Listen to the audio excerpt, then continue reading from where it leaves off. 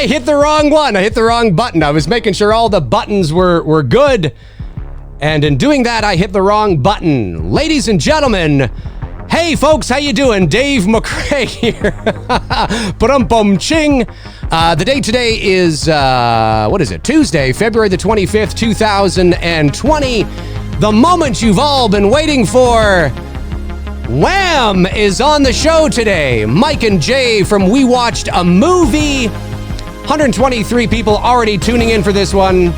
This is a big one, folks. This is a big one. We're going to talk where they came from. I mean, we know they came from their mothers, but I'm talking about how their shows, where did the show come from? Where did the name come from?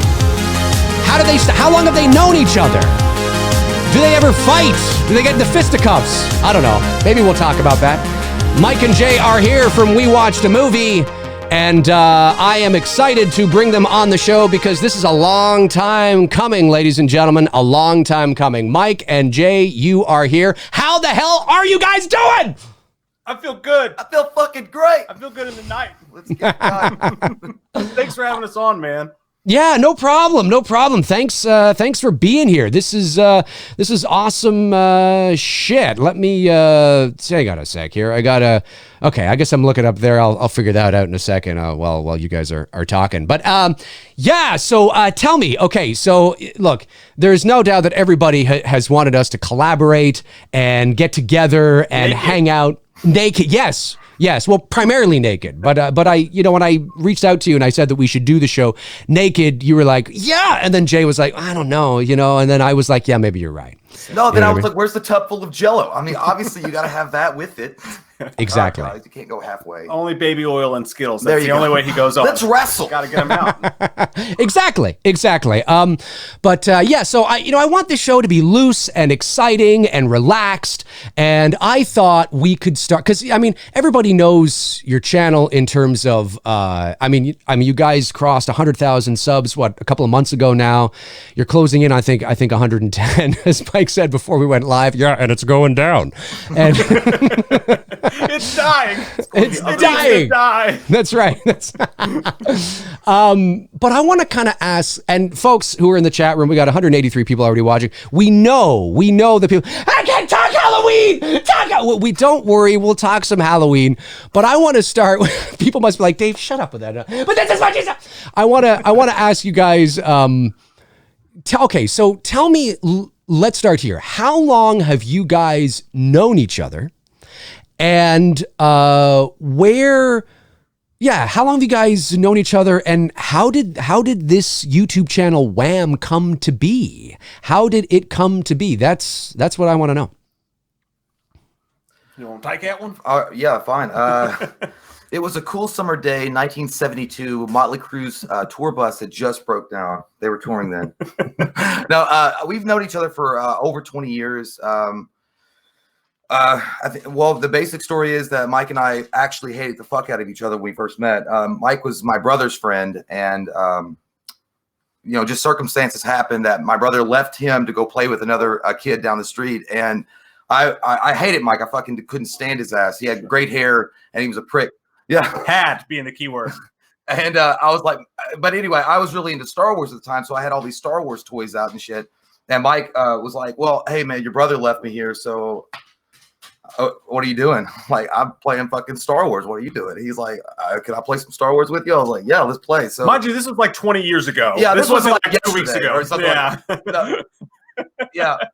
We have a whole G.I. Joe command center in the basement. We're in college. Like, dude, where's my Star Wars toys? Yeah, this was like when we were kids. But yeah, that happened. And then after that, we just kind of like started bonding and like hanging out, playing basketball and so on and so forth. And eventually we start playing Xbox Live. But we hadn't actually connected in a while. We had been friends forever, but we hadn't really talked for a long time. And then Xbox Live, we got that. We started playing a game called Halo Reach. And then Halo 3 before that. And over time, shit talking kids and getting our, I don't know, like helping like hone in, because those kids were vicious back in the day. Like they would say some mean shit. Like, I don't know, like you had to be on your toes. But doing that, then I was like, hey, I just started watching these YouTube videos, like movie reviews back in the day, like Cool Duder and people like that. And I'm like, hey man, we should do that. We should totally, we loved horror movies. We loved action movies. Like we should do that. And from then on, we just started, winging it. And here we are. Yeah. Like it was just luck.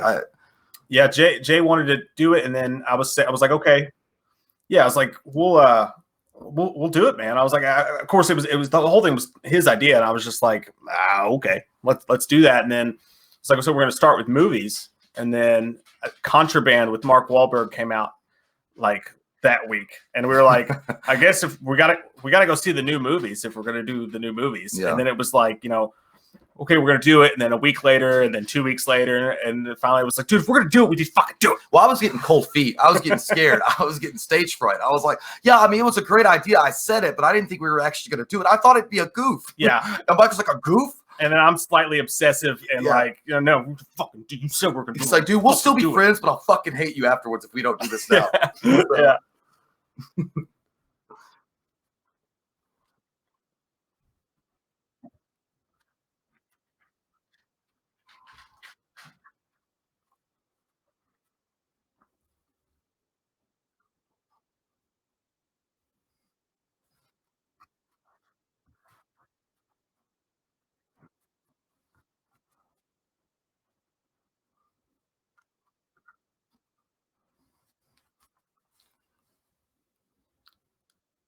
I can hear you. Yep, I can hear you. Oh, no. There we go. Now they can hear me. Now they can hear me. No sound! There we go. Now there's audio. I think there's sound. Is there sound now? Test. Yeah, there's sound now. Okay, there you go. So it's because I've got all these windows up and I forgot to put the audio on that one when I changed over. Okay, so let me start that again. So, yeah, I mean, going back, did you guys ever think that was going to be something that would turn into what it was? Because as I was just saying, as a mute, I was saying that I've had this channel since 2006, but it was my girlfriend that said, you need to start, talking Halloween and start really kind of putting, your shit out there when they announced that Halloween was going to, when they were going to make another movie. And I had little things up on my channel, but I had no idea it would turn into this, like I didn't know what was going to happen with it. And maybe in some ways that was good because I didn't have really any expectations. I was just kind of going with the flow. Is that how you guys were? Was it kind of like, or did you have like a specific goal? Not necessarily with subscribers, because I think everybody would love to have a certain amount, but that's sort of like you either do or you don't. You know what I mean? It really is about the content that you put out. But in terms of like the content, was it your goal to turn this into what it is now? Or was it just like, we just want to talk movies and just kind of use it as an outlet to sort of get it off our chests and get it out there? And then it kind of turned into this, kind of like what, happened with me. Is that sort of what it was? Or did you guys have like a goal in mind? I think that was it, man. I think honestly, if I can really put myself in that place, then I think the reason we really did it was to see if we could make ourselves laugh. Like if we could go back and watch it and then like be like, is this actually funny or not? Like, I don't know where the idea came from for him, because I never would even thought about it. Like, let's just jump on YouTube or whatever. But I just wanted to hang out. Yeah. Like, I was like, let's hang out. And that's what it turned into. And it still is that for us today. It's just an excuse to hang out. You know what I mean? Like, it's an excuse to get together and do stuff. Yeah. But I think that was it. I remember the first night that I edited the Contraband video that I was mentioning, and I was sitting at my house and I had my laptop and I had no idea what I was doing. And I was editing it together and putting these clips together and just like seeing what made me laugh and what didn't make me laugh and all this stuff. And it's a horrible, oh God, it's an awful edit. But and then like I don't know, I think that was really it, because we used to do this thing when we were kids, and this is dumb as hell, but like me, him, and his brother Cody, we would just be hanging out in the middle of the night with absolutely nothing to do. We're so old, it was like pre-internet almost, maybe you had dial-up or like AOL, but we'd be hanging out and we would do this thing where it's like, okay, try to make the other person laugh. And like, the person who could hold their laughter in without like, breaking out and laughing would do it. So you'd end up doing some really dumb, questionable shit to try to make your friend laugh. I don't even want to go into what that is. I was going to say questionable, like. Yeah. For his your dad would beat on the door and be like, you boys shut the fuck up. Oh, yeah, that would happen all the time. Get a job. Yeah. Get a job, you bastards. But I think that's what it was, man, is that we wanted to see if it was actually funny, not even funny to anybody else, but just if it was funny to us or not, Sure. Yeah. Interesting. So, I mean, this is really interesting. Okay. So who came up with the name, and what, at any point was there, was there a disagreement on the name? Was it always Wham? Wake me up before you go. No, anyway, but I'm sure that must have come up at some point where it's like, hey, that kind of sounds like. But I mean, was it always going to be We Watched a Movie, or were there other sort of titles that you were tossing around? It's the worst story ever, because I was literally like signing us up for stuff, like, because we were going to do it. And I was like, okay, well, I'll get all the platforms ready. And I was on my computer, and I made like a WordPress blog to start it out or whatever, because I was like ready to go, So I did like a written review for, I think it was Battle of LA, before we ever did a video of anything at all, just like trying to get the WordPress going. And I was like, does this sound good? And I messaged Jay. I was like, hey, I got to start all these things. So does this sound good to you? And Jay was like, yeah, that sounds good to me. So we're just like, all right, fuck it. We'll do it. That was it. Wow. Yeah. Right. It was the least work ever put into a name ever. It's kind of like Eiffel 65 when they just let a fucking computer randomly choose their name. Yeah. And like, yeah, that sticks. Is that the I'm blue? No, yeah, I'm blue. Yeah, and that that's real. Like they'll like, people are like, oh, how did you come up with that? That's such a cool name. Like that song. Yeah, no, I was just gonna say that song's so interesting. I remember that song came out when I was in my first year. The I'm blue, that one, right? Yeah, that was 90. It was one of my years, my second year of college. And I remember all the girls are like, sounds like he's saying, I'm in need of a guy. And I'm like, fuck off. I'm like, you whore. You fucking whore. Slut! Of course that's what you thought, Barbara. Yeah, that's right. Slut! It is. It's like, come on. Like, who would, and then there was somebody else who said to me, like, it sounds like I will bleed, I will die, I will bleed, or something. I'm like, you psycho, it's like, I don't know. I went to school with a bunch of crazy ass women. I don't know what the hell it is. I took it more philosophical. I'm in need of a guide. They should have used that as like a musical Rorschach test, Like, yeah, they should have. What do you think the song's fucking saying? And then they release the lyrics. They're like, what the fuck is this? Yeah. Now Chumbawamba. How does this make you feel? I heard that song the other day. I was in my car and I'm driving around, and I got the satellite radio, right? So I went to, like, I think it was the 90s on 9 or something, whatever it was, and that came on. I think it's a 90s one, right? I think, or early 2000s, whatever. It's gotta be. And it came on, and I remember feeling uncomfortable sitting there listening to it. Like, I shouldn't be listening to this. It's way past. Like, I felt like I was going through a midlife crisis just listening to this song for some reason. I was like, this song is really not that good. I don't even know why it was so. And plus, I don't believe that the guy's alive after the song. I mean, he drank a lot of drinks and a cider drink. I mean, that you're not supposed to mix those things together. That's it. That's it. Okay, so you just kind of it came to your head. We watched a movie. You know what I mean? It just kind of came to your head, like, yeah, Jay, what do you think of this? Oh, that's fine with me. Yeah, it was just the least shitty of like the 10 I thought of beforehand. And I was just like, I want to start this, God damn it. And it was just like, okay, we'll do it. Do you remember any of the others that sort of was circulating in your head? Big oily men. Yeah, there was some weird ones. That was just in your head. That was just in your head. Yeah, I stole it actually. That was my favorite band, Blink-182. That was Tom's name for his band before. That was not my joke. I just want to, in case Tom DeLonge's listening. Hey, sorry, dude. There's nothing wrong with some big oily men. I'm just saying, I think honestly, it was probably I got really cheesy with it. I think one of them was like, because I love Double Dragon. So I was like, let's do Double Dragon reviews or Double Dragon movies. I was like, I don't know if that's going to work. In retrospect, I should have listened. That probably would have been terrible. Better. I mean, because I wanted to have like the whole Double Dragon intro music, like have this whole retro feel. I was like, we could have bought the robes. Yeah. What's wrong with the blue one? Yeah. Interesting. Okay, so tell me, like, you guys are. So you have the name.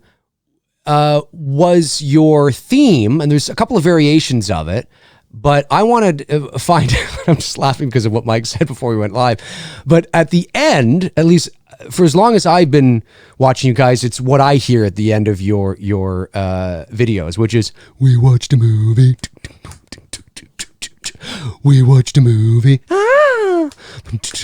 We watched a movie. And I gotta say, I really like it. So who came up with that? Who came up with who is that, and why did you settle on that? Or was that just another, no, fuck Dave, you're asking too many. It was just nothing. I didn't know what happened. Like, how'd you come up with that one? He was drunker during the story, so I'll let him tell it.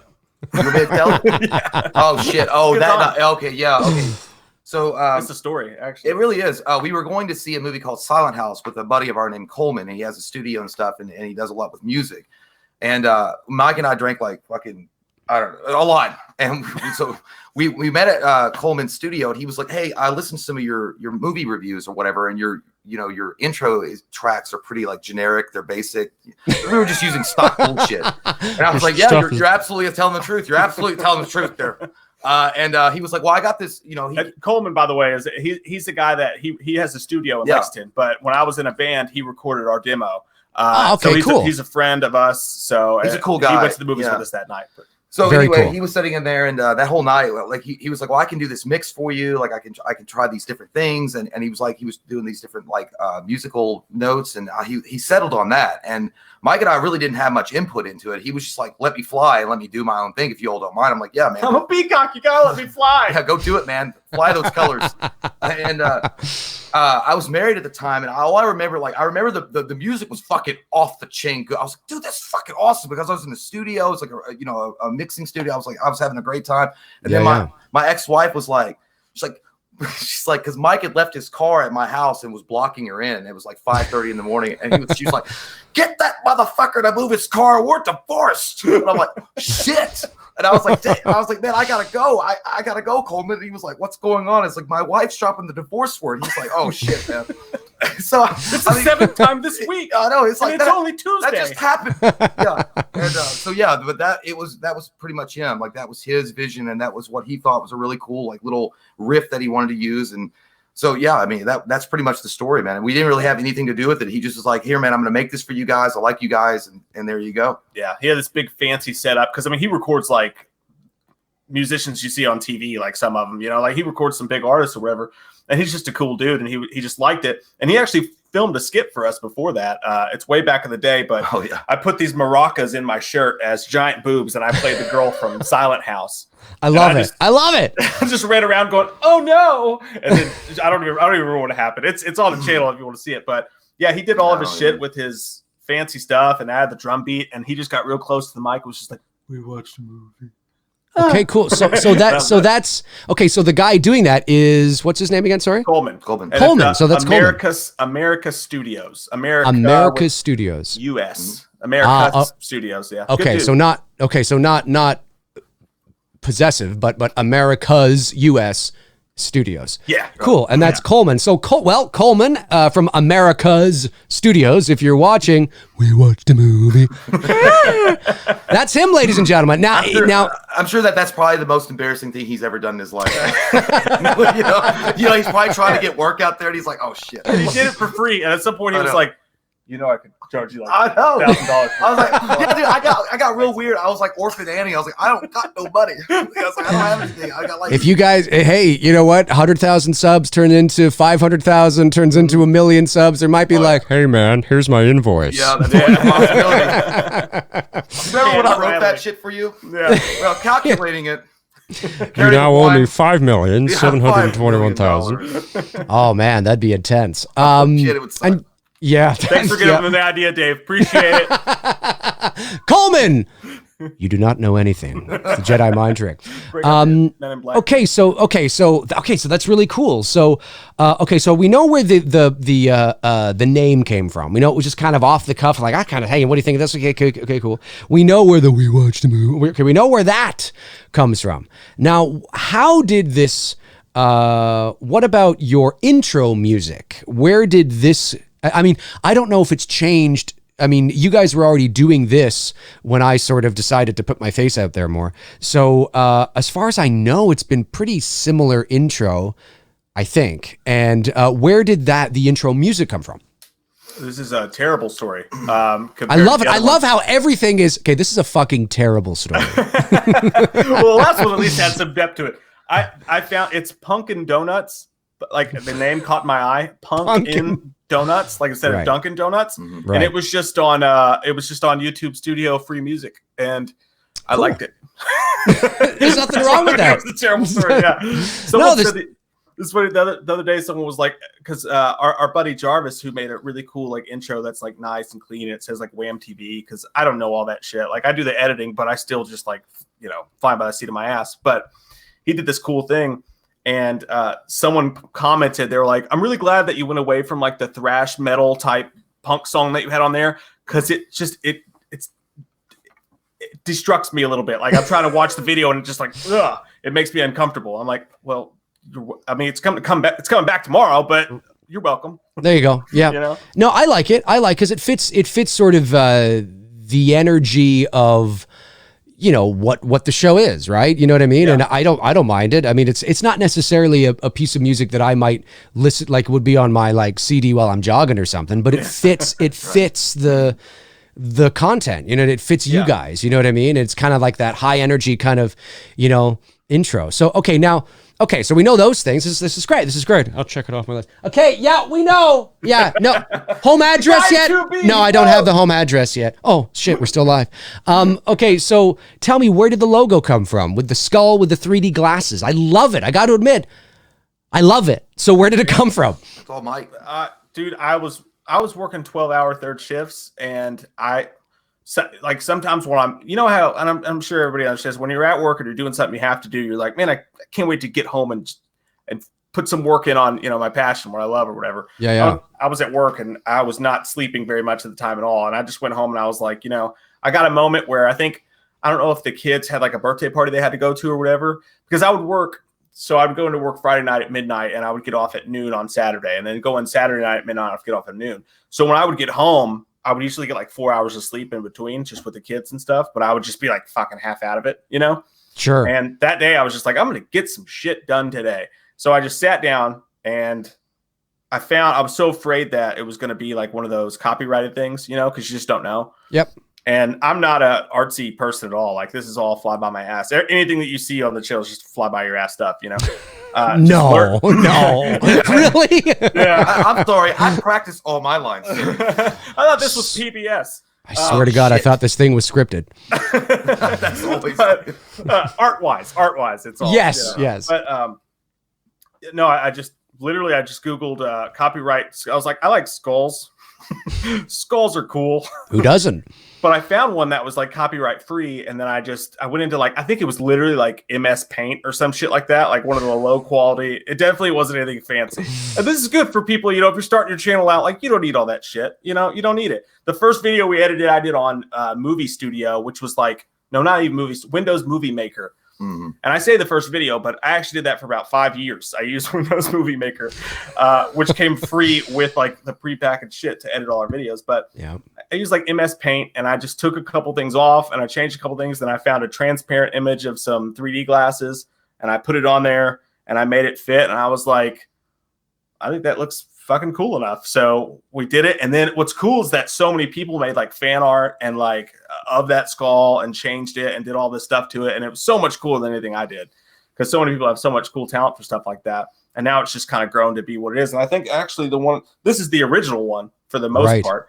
A girl named Tracy Fallon on Twitter took it, and because I didn't even know how to make it transparent for like a t-shirt, and she did that for me and figured it out. And that's kind of been the same thing. And then we put two of them because there's two of us. Of course. Yeah, no, I love it. I love also the one that's is it most recent one or whatever, the one smoking a cigar or something, and whatever. That's dope. Too. That's her too. Yeah, and her name is Trazy, like Trazy. Okay, Fallon, Phalen on Twitter, and she's awesome. She makes all sorts of crazy art for us, just out of pure passion and love for it or whatever. And I was amazing. I was like, can I use this? Because it's fucking dope. Like I love it. And she's like, yeah. Use it. And I even offered her stuff. She's like, no, I don't want. I live all the way in, an hour away. Yeah, no. She's like, she's in a different country. She's like, I don't care. Just I don't want anything for it. Just take it. I'm like, all right. Well, Tracy Fallon Tracy Fallon is her name. Yeah. Tracy, if you're watching, phenomenal work, and just very talented. I think it's dope. I like it a lot. I've always liked the idea of, skulls are sort of like, okay, you see them here or there, right? But then you add the 3D glasses, but they're the old school 3D glasses. I'm like, that's cute. Like, and I don't mean cute in a cute. It's like, that's awesome. It's like when a girl calls you adorable, Dave. You're like, adorable makes me want to jump off a roof. You're adorable. Oh, well, fuck. Well, I missed my opportunity. Yeah. Oh, so I'm in the friend zone. Friend zone. That's right. No, that's really cool. That's really cool. Yeah. Okay, so where did this who is, okay, are you both Halloween nuts? Are you both horror nuts? Or was one of you more a horror or Halloween fan more so, and the other person was, liked it, it was fine, and liked horror. And then by just, you sort of, it's kind of like, or were you both just nutsoid for horror and Halloween? Was there one that was a little more than the other, or were you both just kind of balls deep into it? All the way to the stem. We've both been balls deep many times, Dave, but in this certain occasion. Well, I know, I was there taking photos last week, but that's, it's all right. It's all right. Sure. That's all Jay and his brother, man. Like, I honestly, this is kind of weird. I'm not trying to talk too much, but no, you're fine. You won't say this, so I'll say it for you. A lot of my personality and my humor and the things I love just come from being friends with this guy and his brother. I was in fifth grade. Called hypnosis. I was in fifth grade when I moved here, and there's a class picture of me somewhere in fifth grade wearing a cowboy hat and a bolo tie, holding my horse racing trophy. Dude, I got to interrupt really quick because I remember the first, was it sixth grade? Fifth grade. Fifth grade. When you came in, you came the fuck in with cowboy boots, and you were like, "Hi, y'all." I was like, shit. Into the classroom. Yeah. Like, ooh. Yeah, but no. Woo! Wait. So you came in to the classroom. Hi, y'all. And obviously, that's you were. I mean, you were just being you. You were a little kid in your cowboy boots, and hi, y'all. Yeah. And of course, Jay is who the fuck's this? No. No. That's kind of second because Jay actually was there because me and his brother were in the same grade, right? Right. So me and his brother Cody were in the same grade, and that story translated over time. But me and his brother hated each other because, like, at first, because just one day we were sitting there, it was like Thanksgiving, and like he was walking around like flicking people in the ear, and we're sitting at like one of those round tables, and his brother's like flicking people in the ear, and I'm like, this dude flicks me in the ear, we're gonna fight. And I was sitting there putting I said, hi, y'all. I got that fucking lock. I got that Chuck Norris shit. Put my Elmer's glue feathers on my turkey for Thanksgiving. And I'm like, motherfucker. He says, I'm going to drop that motherfucker. And of course he did. And then we got in a fist fight. But then you got a fist fight with Jay's brother. Yeah. In class. In class. Wow. Fucking brouhaha all over the place. And then we fought again in the bathroom one day. But in the bathroom stall next to the toilet or by the sink? Like in the bathroom stall. And we had a trough. Like you just had to walk in the trough and whip your, in front of everybody. It was awful. But God, we're old. Shit all over the place. Yeah. Throwing feces at each other. You're not supposed to shit. People aren't confused. They walk in. Is this an actual pee trough, or can I take a juice in this? So we get in a fight in there, but then I had I'd only been there a couple months, and I had my 5th birthday party, and I naively just passed out invitations to everybody. Sure. And my mom made little English muffin pizzas, and my dad was watching True Lies on the TV upstairs at a dartboard. It was going to be a great time, and nobody fucking showed up at all, except for Jay's brother, because I'd only been there a couple months. So he shows up, and I'm like, "What the fuck are you doing here, asshole? Like, we hate each other." But then we became best friends, and then I came over his house and met Jay, and then the story Jay told you, and then we ended up becoming friends from that. But what the fuck were we talking about? Where did this start? Halloween stuff? Oh yeah. That was the point. So, yeah, that's what it was. Like, I'd seen a couple horror movies, and I liked them or whatever, but I wasn't a horror fan. I wasn't even, like, I didn't know anything about it. They showed me all this stuff. We would go to the video stores together, and we would rent it. And the very first movie we watched that was like that was Nightmare on Elm Street 3, actually, Dream Warriors. And they had a pool out there, so we got done swimming. We were all, like, blistered and shit because we, we're not going to put on suntan lotion. Exactly. Playing basketball and just sitting there burning our asses off and just like watching all these movies with them. And because I knew that my friends loved it, I went home and I would watch it all. And, just like the channel, like I just stole the idea from Jay and then I just went home and obsessed over it. And this is the same exact thing. Interesting. That's fair. That's okay. Yeah. That's okay. I forgive you. Now, are you still friends with Jay's brother today? Do you guys hang out, or has the relationship sort of moved over to Jay? I thought you were going to ask me. I was like, are you still friends with your brother? No, I fucking hate him. We're like Oasis. I can't be in the same room with him. I don't know. It could be a dysfunctional situation. I have no idea what's going on. We're like the Gallagher brothers. We can't be in the fucking same room together. There's no collaboration. That's right. That's right. That's fair. That's fair. Okay, well, that's really cool. So you guys are still friends today, and have you ever has anybody ever seen Jay's brother? Has he ever been on We Watched a Movie? Man. Yep. Really? Yeah. Okay. And he was cool. actually in the very first time we did the Michael Myers skit, Sundays with Michael. That was Cody. It was just my brother's name. And then he's also more recently he was the Christopher Walken guy that we did, where the interrogation of Michael Myers on our. That was him doing the voice. Yeah. So he's been in it. Yeah. Yeah. Every once in a while we'll get lucky enough to where we get him out of here because he's got a lot of kids. He's a full-time career that he's working on. I hear like 18 kids or something like that. Yeah. Yeah, like a lot of kids. a lot of kids, man. He's starting a basketball team. So. He likes to fuck. Yeah. Hey, I was gonna say it, but Jay said it for me. So he likes to fuck. He just likes to fuck. That's what you should have went with. So your brother likes to fuck, huh? Right. So he probably likes to fuck. That's exactly it. Trick or treat, motherfucker. That's it. Okay, this is interesting. I like sort of peeling the onion away or peeling the pumpkin away or fuck. I don't even know how that even means. I want to reach inside of your pumpkin. That's it. That's it. What I want to do. That's it. Okay, so where did the Michael Myers Jay's impression of Dr. Loomis, which he sounds like he's in this perpetual state of constipation, which is absolutely is fantastic. How did this evolve? Where did this come from? Well, that was actually Mike's idea. We were going to do a workout thing with Michael or whatever. We thought about that'd be funny. And then Mike was like, it'd be really funny is if Dr. Loomis was in it kind of like as his coach. Like, and there's only two of us. So he's like, can you do it? I'm like, probably not. I was like, I'm kind of good. I can hold the camera and film you. So Mike was like, no, dude, it'll work. It'll be good. I promise you it'll be good. And so I wasn't really trying to go like for, a Donald Pleasance from the first Halloween. Yeah, I wanted to get the fucking nutball crazy one when he's all out crazy. Right. So I was like, well, I'll just do that. And I figured I'll just do it. It'll be fun. It'll be over. People fucking hate it. I'm expecting the criticism. This fucking asshole sounds like he's in a perpetual state of constipation kind of shit. Right. Like, he's got a load holding. But PSC, folks. That's it. I thought maybe I'd pick up an IBS commercial, but no.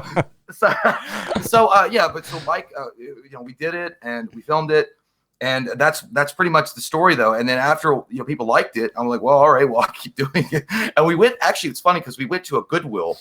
And we picked up the jacket and then got a tie, and then that was it. That was the costume part of it. And then Mike was like, all right, well, let's go do it. I'm like, well, I don't know what the fuck I'm supposed to do. He's like, just act crazy. Just act like Dr. Loomis. Just act nuts. And there we go, man. That's from there on.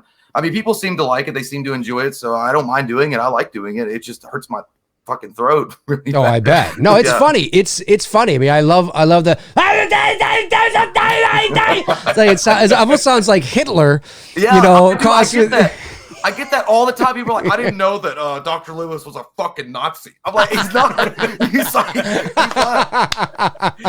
Yeah, it kind of has that kind of that kind of angle to it. To his credit though, man, like it's insane. Like he basically took that character. Like, and I was like, no, dude, we'll go to Goodwill. Like, we'll find something. And we found all that shit like that day. Just the jacket and the perfect tie, which I guess it's not that hard to, find. But we got lucky and we found it.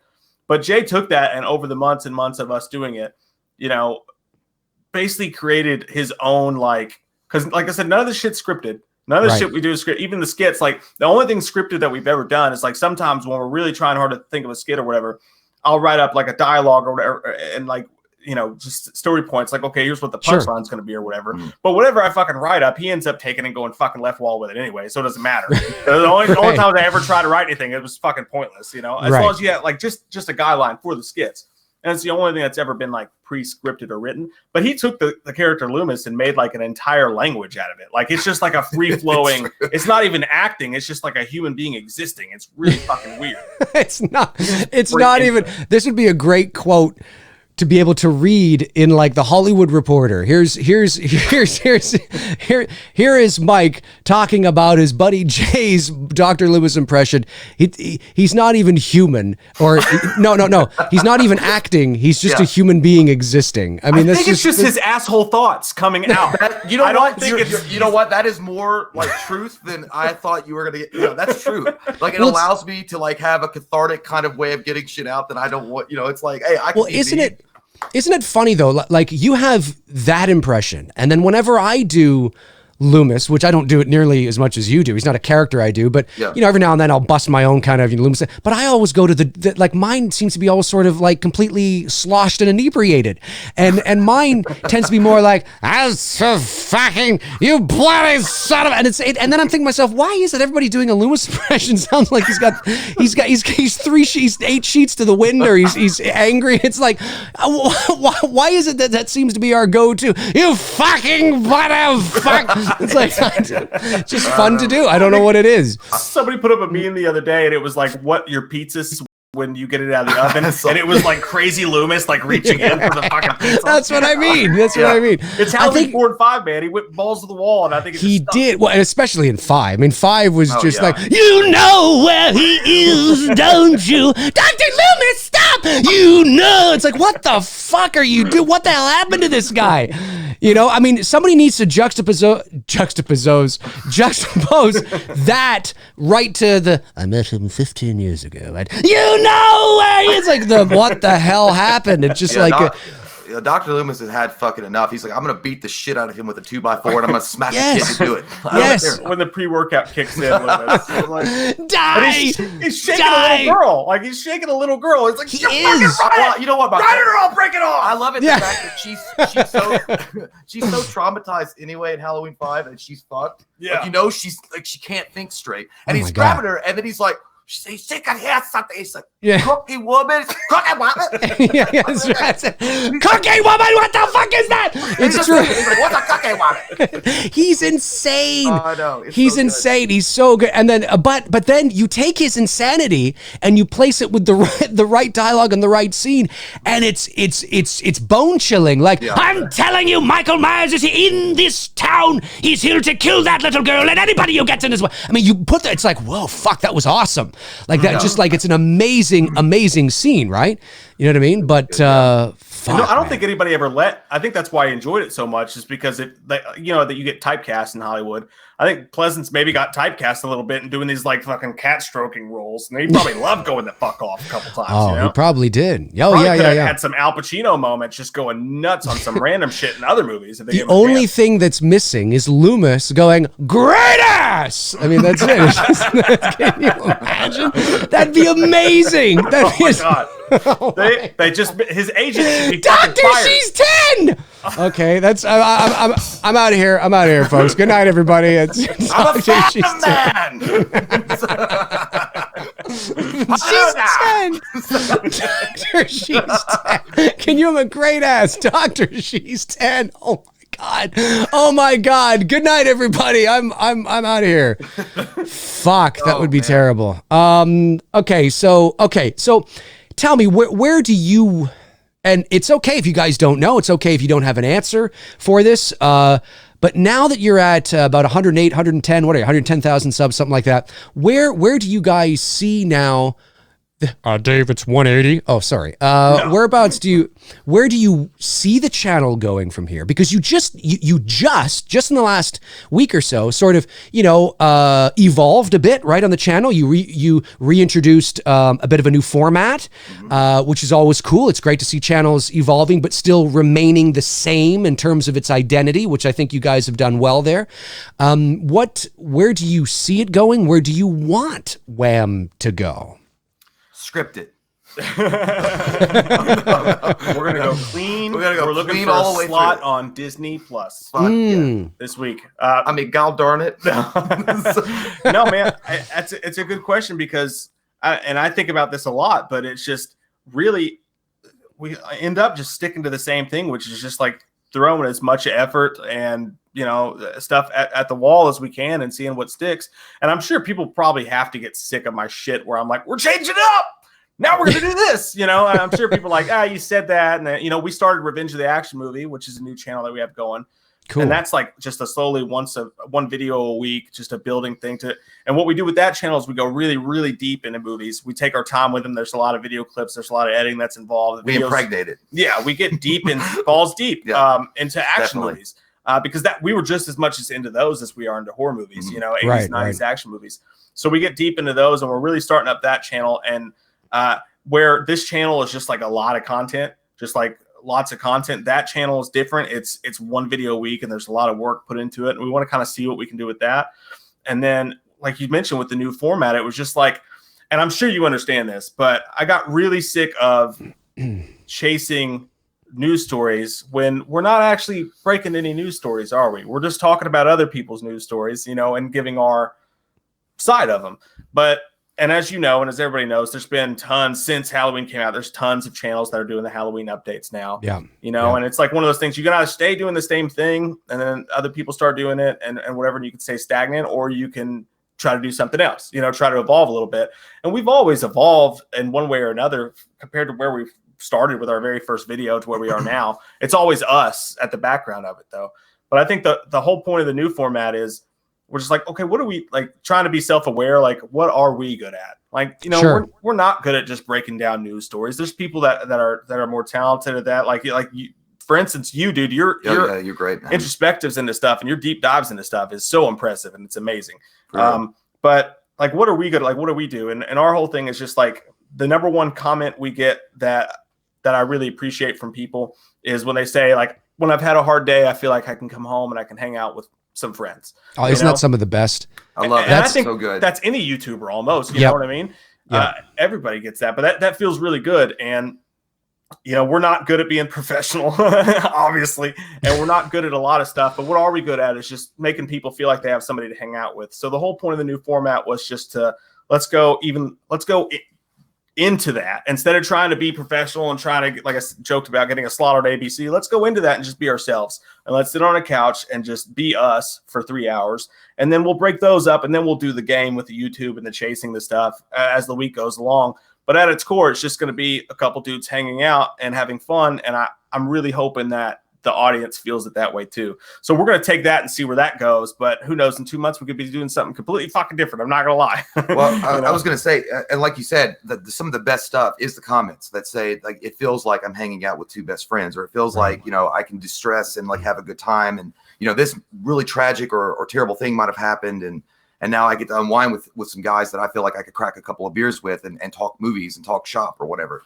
And that's a really cool thing. And moving forward, exactly, that's the same thing I was saying. You know, the fact that we can make it more like, I don't know, a hangout environment with the couch and stuff. And that's what me and Mike would do anyway. It was just hang out and talk movies. So yeah, that's like, I guess the ultimate goal going forward is just to continue that growth in that vein. And that particular style. And right now, you know, and somebody asked me this the other day, isn't that going to mess with like the algorithm? And I'm like, that's kind of the whole point though. You know, like it's going to mess with our views, and it's going to mess with all that stuff. And it's going to be a jarring to the YouTube, you know, rat race, you know, but where we live an hour apart, you know, and we have two different schedules with two different lives, trying to like be first to anything is really fucking hard. Mm-hmm. So what I would like to do is just create a place where, like, you know, we're not going to be first to it. We're not going to fight these people because and I'm not saying this about any channels or anything that anybody does, but if somebody doesn't give a shit about Halloween, and we've all seen stuff doing it with news sites and stuff like that, they don't actually give a shit about it, but they can be first to it, and they know it gets clicks, and they know it gets views. And that it wasn't that way a long time ago, but now that Halloween did so well and it's happening, it is that way now. You see sites that would never have covered Halloween 2 years ago, like doing like, did you know that Michael Myers' middle name's, you know, yeah, we did. Yep. What the shit? But did you know that Dr. Sam Loomis was his psychiatrist? Yeah. What really happened at Halloween 6? I'm like, bitch, you didn't know Halloween 6 even existed. Yeah. But you know, the whole idea is like, you know, we're not going to be first to it, but we're just going to be ourselves, and we're just going to talk about it because we enjoy it, not because it's going to get, you know, whatever. And I think you've always been good about that too. Like anything I see you do, it's like you're interested in what you're talking about, like you care about it. You know what I mean? Yeah. You want to talk about it. That's right. And it's no, it's an approach I've always taken on this. I think it's one of the, and there's a lot of, like, again, I mean, you know, I've sent out this tweet twice. We were talking about this before we went live, and I sent it out, I think a year or so ago. And then I sent it out again just a couple of weeks ago or whatever. And I do that every now and then because obviously, you know, you gain new followers and there's new people, you know, all the time. And I really do have the utmost respect for all the channels in our space that continue to dish out content on a regular basis, because, you know, this is, I can only, I mean, you know, it's again, and the, you know, whether it's Cody Leach or you guys or Drum Dums or Jimmy Champagne or Wolfman's Got Nards or The Horror Show, or if there's anybody I've missed, I'm sorry, but it's not personal. I'm just like anybody out there that is doing this on a regular basis. It's a lot of work. And you've got to, the approach I took to my channel was I just wanted to, I knew that if I was going to do this, I needed to be in control of the content that I put out. And I knew that I wasn't a movie reviewer per se. I mean, it's not like I couldn't do it, but I wasn't a movie reviewer. And I knew that if I started to review movies, there would be an expectation that every time a movie drops, I would be doing a review on it. And I'm not interested in every movie that drops, you know what I mean? And I don't really want, so I wanted to sort of align myself as just kind of talking movies, like, you know, and if it happens to be an unorthodox sort of review in the process, well, that's great. But I just always wanted to be ahead of the content because I need to be passionate about it. Like, that's what you guys are essentially saying, is that you know, the second you are bored, the second it becomes, you know, frustrating, or you lose interest, or it's no longer exciting, you know, it's kind of like, is that it? Is that the end? You know, am I at the end of my rope here? So it's always good to do what you do best and do it well. You know what I mean? I often get asked this in voiceover, you know, how do I get into voiceover, this kind, all that kind of stuff. And I said, the last thing the world of voiceover needs is another voice. But what they don't have is you. And that essentially, I mean, it's a very sort of, you know, philosophical way of, you know, it sounds nice and pretty and, you know, wrapped in a bow. But essentially what it means is that you find your brand identity, find who you are, be yourself, and let the chips fall where they may. Yeah. And like, you can't, like, if there's one thing if there's one thing YouTube does not need, it's another Halloween movie channel, you know. And that doesn't mean that people can't go and do it. I'm just saying, if you're going to do it, be you, be who you are. You know, don't start just reciting what everybody else is saying, because then you blend in with everybody. Exactly. You know what I mean? And I really appreciate that about WWAM. It's like it's just, I don't think there's a channel out there that's like you. Then again, I don't watch a ton of channels, but I like but then again, it's my kind of humor too. But I like the spontaneity of it. I like the skits. I like the it's just, the spontaneity of it. It just seems like it's always fresh. And whether the people on the other side of the camera feel the same way, or when the camera turns off, they're like, oh, fuck, that was fun. Who knows, right? Who knows? But during that moment on camera, it's entertaining, and it's there, and it's fun, and it's exciting. And I've always tried to approach my channel sort of in a similar way as well, you know, in sense of I want to entertain, you know, I want to entertain people as well, and have fun. Because the second we stop having fun, the audience is no longer going to have fun. Right on. You know, you said it, man. And you can see that in your channel too. I will say that, man. Like, when you do stuff, you can tell that, like, you couldn't get as deep with the topics as you get if you didn't actually give a shit about it. Like, you know, it's really impressive to watch, and that's the truth too. And that's why we constantly evolve and we change stuff. Like, we're doing it this way with this couch feel and this laid back feel, because we want it to be fun. You know, when it starts to get to that point where, like, oh, we've got to break down this news story because so and so broke down this news story, and then, you know, it's not, you know, let's just do our fucking thing, and like you said, let the chips fall where they may. Right, exactly. When you guys agree too, is that and again, if somebody wants to cover every little single thing, that's great, and there's nothing wrong with that. That's you know, you go do that. But I've always looked at the sense that, you know, not everything is, you know, I don't, you know, I said this and again, I'm not knocking anybody who does say this, okay? But I noticed, and I guess I didn't do it because I was naive and ignorant. And now I noticed about maybe within the last year that, oh, I've never done that. And now it's kind of like, well, I guess I'm just not going to do it now and just see how I do without doing it. I noticed about 1.5 years into my channel. Now, again, I've had the channel for years and years and years, but as is right now, 1.5 years into my channel, I noticed, because somebody asked me something. Either somebody left a question or asked me something about something that made me think of this. this. But I realized that not once out of every single video I've ever done, whether it's been a live show or, pre-recorded thing, I've never once asked, literally, like in the pure sense of the word, literally, never once asked anybody to subscribe to my channel. I've never once asked anybody. That's pretty awesome too. And what's interesting, and again, I'm not saying that in a, oh, look at me, not at all. I'm just, for the first year, it was naivety. I didn't know, oh shit, right, I guess I should be asking people because I'm just out there talking. I'm like, okay, see ya, and I just leave, right? And then I kind of noticed it and I was like, oh, now I kind of feel like maybe I shouldn't, and just see how well I do without doing that. Right. I love it. And where was I going with this? I was going, I guess the point I was trying to make is that it's all about that authenticity, and my naivety was sort of the authenticity that I brought, sort of, you know what I mean? It's like the guy's he's not even asking what to subscribe. Oh, fuck, I guess. And again, I'm not saying the people that do like it's wrong. I'm not saying that at all. I think it's actually important. But it's a fascinating, interesting journey, when you put yourself out there and, you see all the response and of course, not everybody's going to like you, right? I mean, you be who you are and you let the chips fall where they may. And if somebody, listen, I've been called a pompous, egotistical, self-centered, pretentious son of a bitch. I mean, I've been, and I'm just like, I totally could see, to be fair, I could see how I could come across that way to some people. But at the same time, it's not that I actually am, it's that I'm really passionate about what I'm talking about. And I can be loud and in your face and I'm doing the theatrics and all that kind of stuff. Yeah. And I could see how, but then there are some people that are like, I get it, I love it, bring it. You know what I mean? And there's just, like, you can't please everybody. Like, I'm sure you've gotten people that are like, fuck, goddamn wham, and fuck. And then you get people that love it. You know what I mean? And it goes back, even despite those negative comments that you might receive or that you get, the fact that you're having fun doing it. Like, you're having fun, being passionate, and this is a project that you care about, or it's a movie or a series that you're really into. That's what makes it all worthwhile for me. I don't care. Like, of course you're going to have negative. I mean, of course, like, that 100%. Going out there, you're going to put your face out there. You expect it. But as long as you're having fun with what you're doing and you are passionate about what you're talking about, then fuck it. That's the best part of it. And that's what, when the cameras go off and Mike and I are done with whatever, I say, I fucking hate you.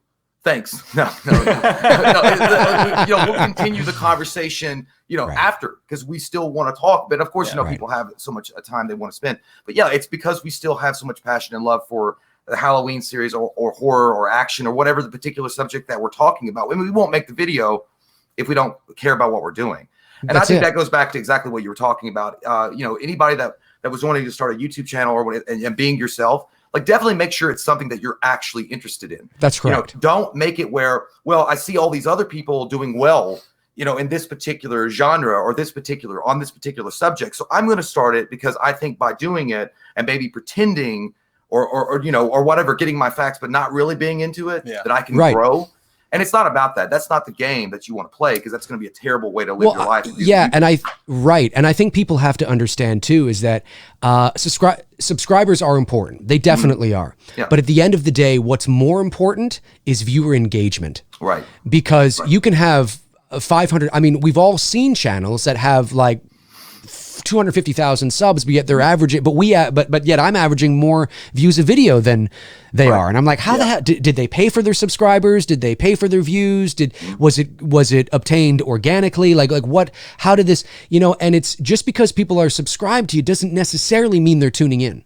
And I think it's so important that, and you guys have done that well. You've created a brand identity for yourselves. You know what you get with WWAM. You know what you're going to get when you tune in. And like you guys just said so perfectly, we're just two guys hanging out, shooting the shit, talking movies. And, and sometimes, people in their lives need that. They need something to come home to decompress, to relax, and just, tune out for an hour. Yep. And I think Jay just said that perfectly, because that's really what it is about, at the end of the day, is that sort of that sense of community that you're creating. And you also said something that was perfect too, is that, be who you are. Don't do what everybody else is doing. That doesn't mean that you can't cover the same things, but we see a lot of channels come and go, and they come and they're talking about Halloween and they're a small channel and then they disappear. Right. And it's primarily because I think they're looking to gain the sort of, oh, that looks fun, you know, I can do that. And let's face it, I said this on a McRae Live a couple of weeks ago, and it's not, it doesn't sound, you know, it's not, I'm going to say it's not a cozy thing to hear, but it's the reality. And, you know, I say this a lot of the time in the world of voiceover. There's a saying that goes, you can teach technique, but you can't teach talent. You either have it or you don't. And that doesn't mean you can't get better, that you can't learn and get better, but some people are just born performers. Some people are born with charisma and have a certain level of charisma and personality. And in many cases, people tune in because of the personalities. Yeah. And if it doesn't matter what you're talking about, you know, and you know, if you have the person, and I said this on my show, of course, it doesn't sound nice, but you know, it's the fact. I mean, if you have the personality of an egg, I mean, it's just kind of like, you know, it's like, well, maybe that's, you know, Dave, that's not nice. Well, I know it's not nice to the egg. I apologize to the egg, but I just mean that there are some people that want to do this, but they don't necessarily possess the personality that's necessarily engaging. But at the same time, there's guys like you and I, right, who are a little more out there and loud and what's going on, who's just, it's a massive turnoff for some people. Oh yeah. Because it's like, it's too in our face. It's too, and then somebody who's a little more calm, cool, you know, collected could be reciting the same information, but it you know, aligns with their personalities more, and that way they obtain. So I mean, there's room for everybody, but you got to be you. You got to be you. Absolutely. You can't just copy people. And you know, I remember a conversation vividly with my wife that I told her one time when I was dealing with a lot of stuff because when I was working 50 plus hours a week and doing the channel like a shit ton, and I ended up with, you know, having anxiety issues and whatever. It wasn't from the channel or anything like that. I just, you know, I've always kind of had them. But I was having anxiety and all this stuff that was going on and constant emergency trip room thinking, you know, my heart was going to explode and all this stuff. And I was really going through it. And the doctors and everybody's telling me, hey, the number one thing you need to do is rest. Like rest. For one, you need to get off that shift that you're working because it's breaking you down. And, you know, I have the kids and all that stuff. But one conversation I remember specifically with my wife was, you know, when I was upset, I was like, one of the only things I have to offer is how hard I work. Like one of the only things I have to offer that I can really push the needle forward with is that I'm willing to put extra hours, or that I'm willing to stay up this late or whatever. Like, you know, part of our channel, just like with the idea of the channel, or like the interest in topics, or the way that we talk about them, all that stuff comes from, you know, Jay and Cody.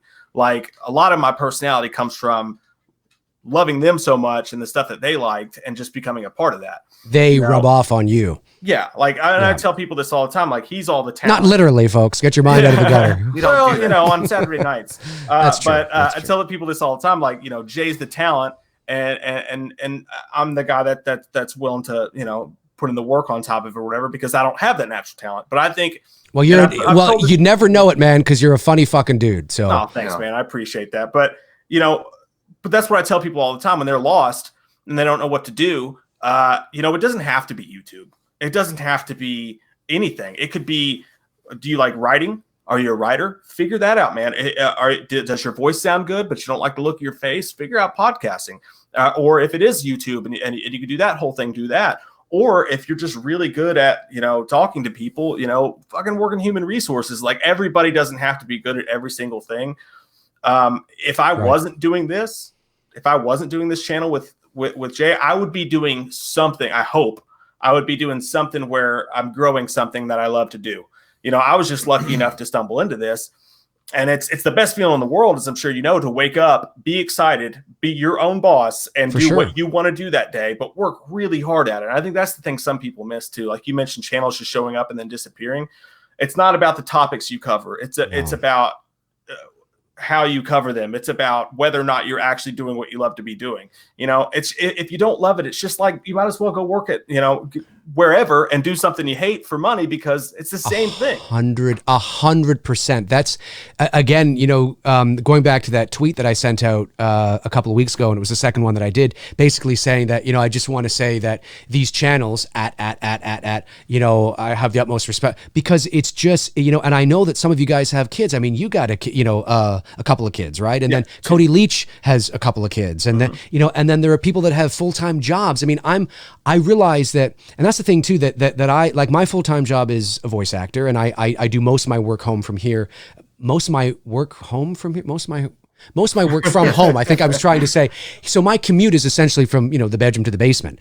And I'm very fortunate that way. And even I find it really hard to be juggling all sorts of things. And I'm here. I can just go from my booth, which is over here, and sit down and, do a video. And I got so many, and I got no kids.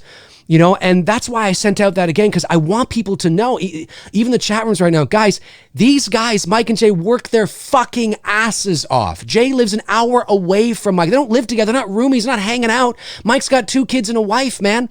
You know what I mean?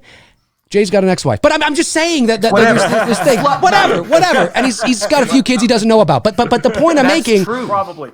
That's true, but Wikipedia. It looks like you only see the end result of a lot of things, right? And I know that Cody Leach works his fucking ass off. I mean, the material that he dishes out. I mean, doing like 31 on 31 or whatever that was. I'm like, holy fuck! Oh, yeah. I can't even. I mean, just the thought is like, it's like needles in my head and I can talk. I mean, I never shut up. I can't even imagine talking about that much. But it's so much work and so much goes into it.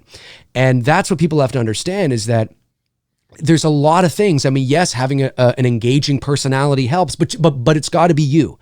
If you're not a naturally outgoing, extroverted person, don't pretend and try to be, because people can see through it. You can just tell that you're not, and you're trying too hard. You're overcompensating. Just be who you are, and you will attract your audience. You know what I mean? And but yeah, just the work that you guys, it's not easy, man. It's really hard. It goes back to the same thing. Like even though it's a hard way of doing things, like living an hour apart and having to get together and make sure our schedules align, and being able to do all that stuff. And especially if something is like a specific thing breaks, like a news story or whatever, Mike's like, hey man, can you get here and do this? It'd be really fun to do this. It's hard, but again, it goes back to the fact that it's something that we're both passionate about. We really enjoy doing this, and the videos and everything that we do every single time is always something that we want to do. Like, it's always something that we're happy to do. If it was something that was a job, if it was just a fucking job or a chore, it'd be like, well, I don't want to do it. Yeah. I don't care to do it. I don't, and nothing would ever get done. Or if it did get done, it'd be half-assed energy.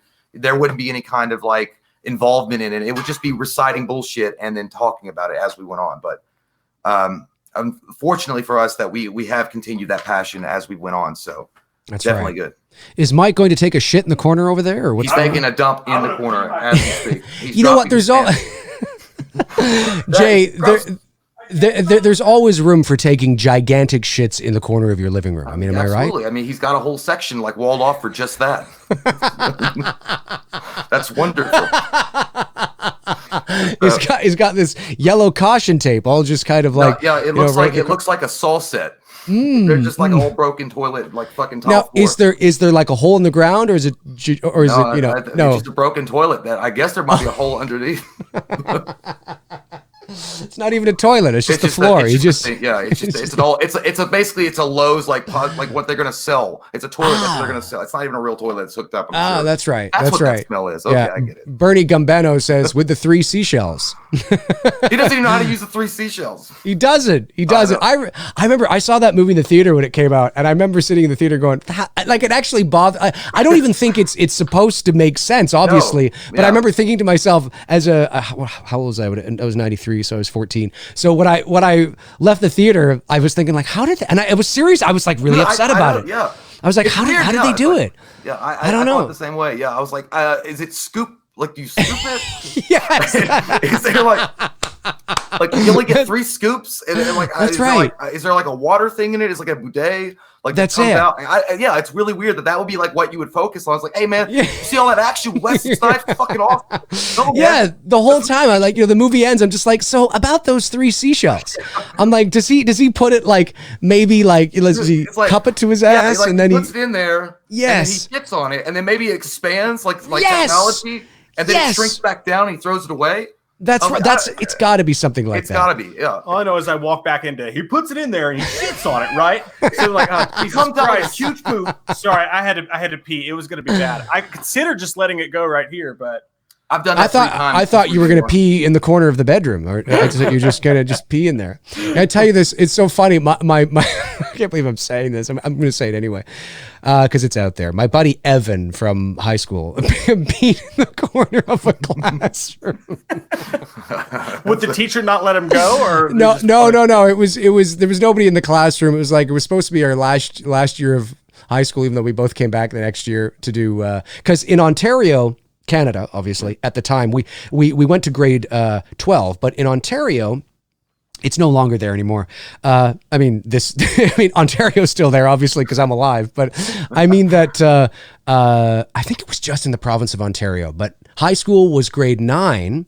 Sometimes it was 7, but high school was essentially grade 9 or the 9th grade, as my Americans say. It's so funny. In the U.S., I find that you guys will say the number first and then the grade. Right. And then up here, for some reason, we say the grade. So it's 9th grade, but up here we're like grade 9. I don't know. It's just kind of weird how that didn't cross the bar. Smarter.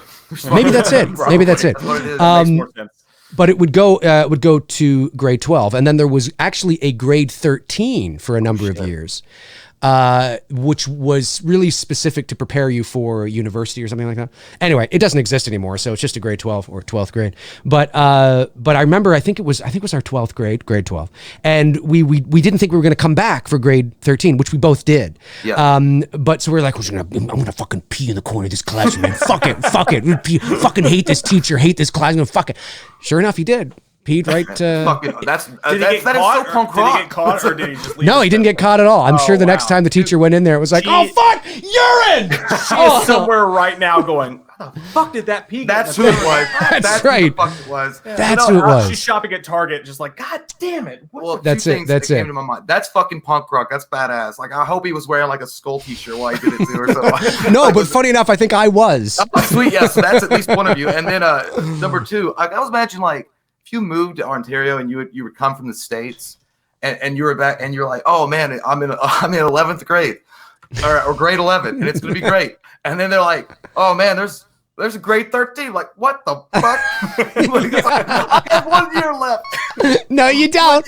Well, but to be fair, grade 13 was optional. Optional, yeah. So you could graduate in grade 12, which we did. And then we Right. came back for, what extra year, which felt fucking weird anyway. It was like, we shouldn't be here. Like, what are we doing here? It shouldn't go to grade 13. You know that's a bad luck number, right? That's it. But that, I think they got rid of that, like, Yeah. it's been a number. It's probably been about 15 years since they got rid of that now. So, Oh.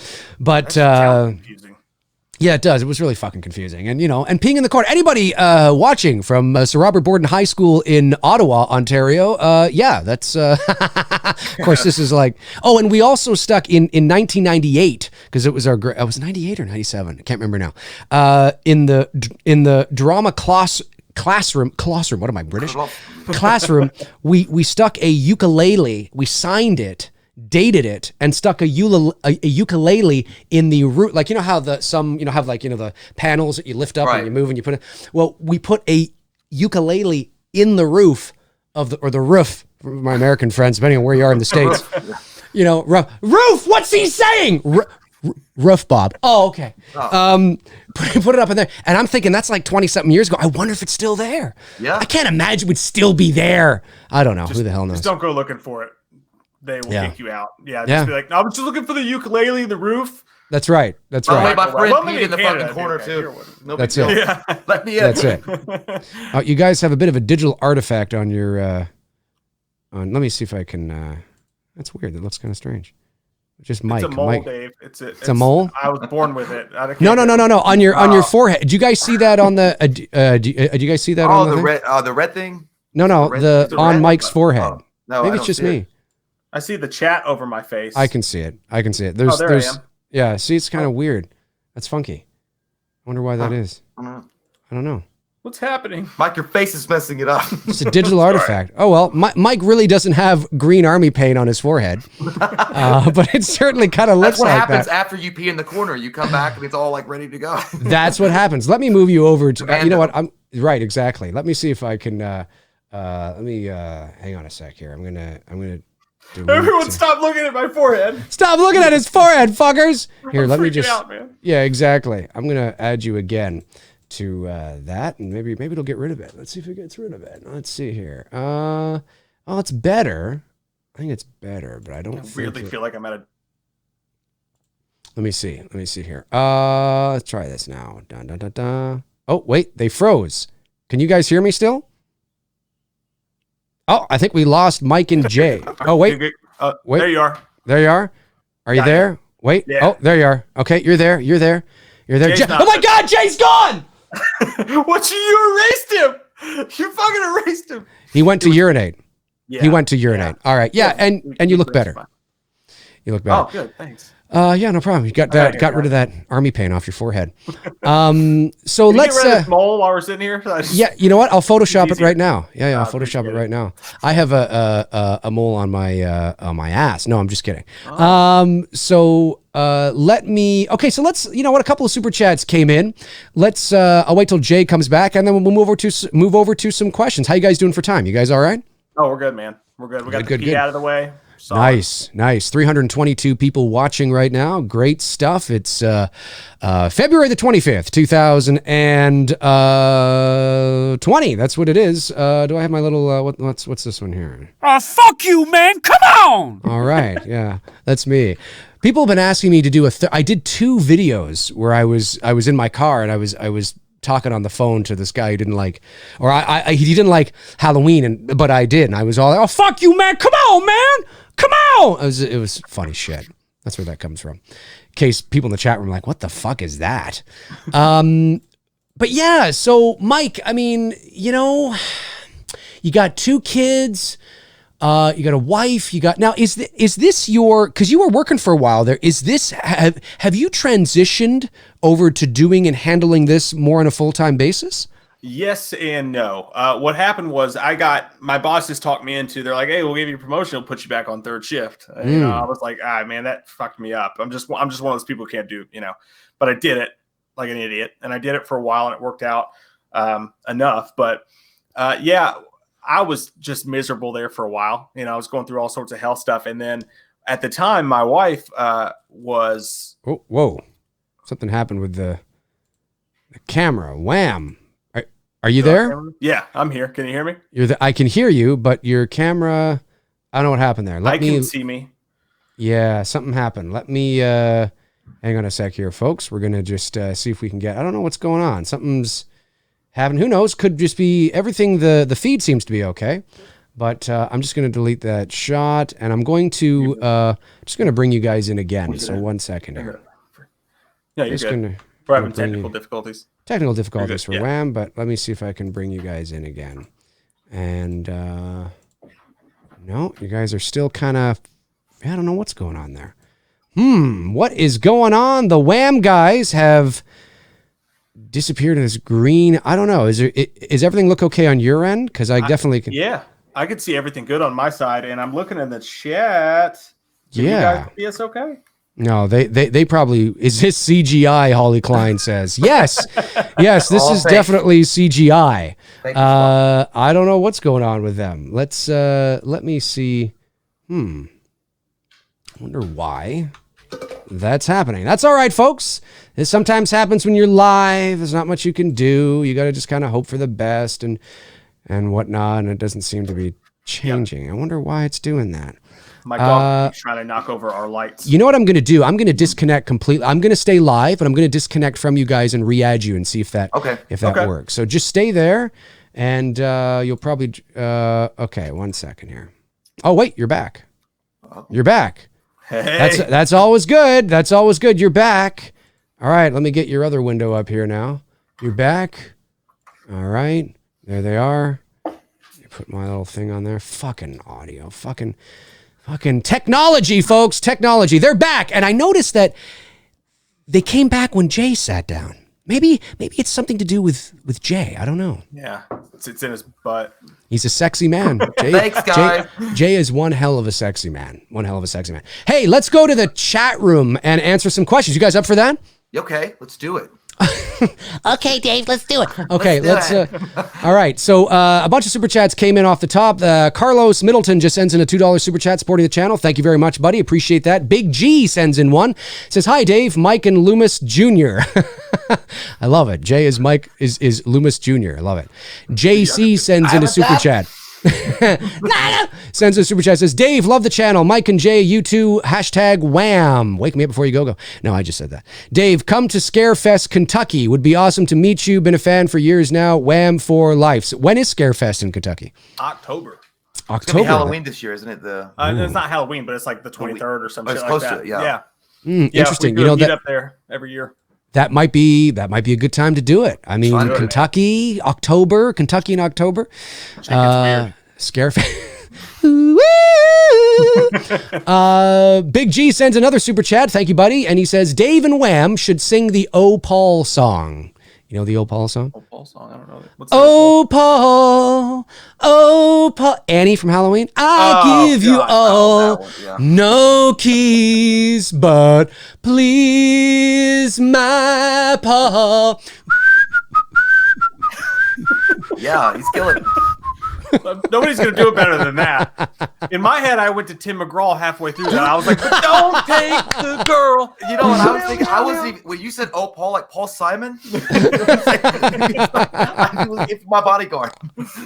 That's funny. Yeah, that's great. Yeah. No, Paul. Oh, Paul, I give you all. No keys, but please, my Paul. Hoo, hoo, hoo, hoo, hoo. That's good. I wouldn't do it again. I was like, don't take the Paul. It's so funny. It's I love Annie when she dies too. She's like, right. What the fuck is going on there? Of course, you notice those hilarities when you get older. Like, did I do it right? I don't know if she's dead. I don't know what's getting poked in there. Good night, everybody.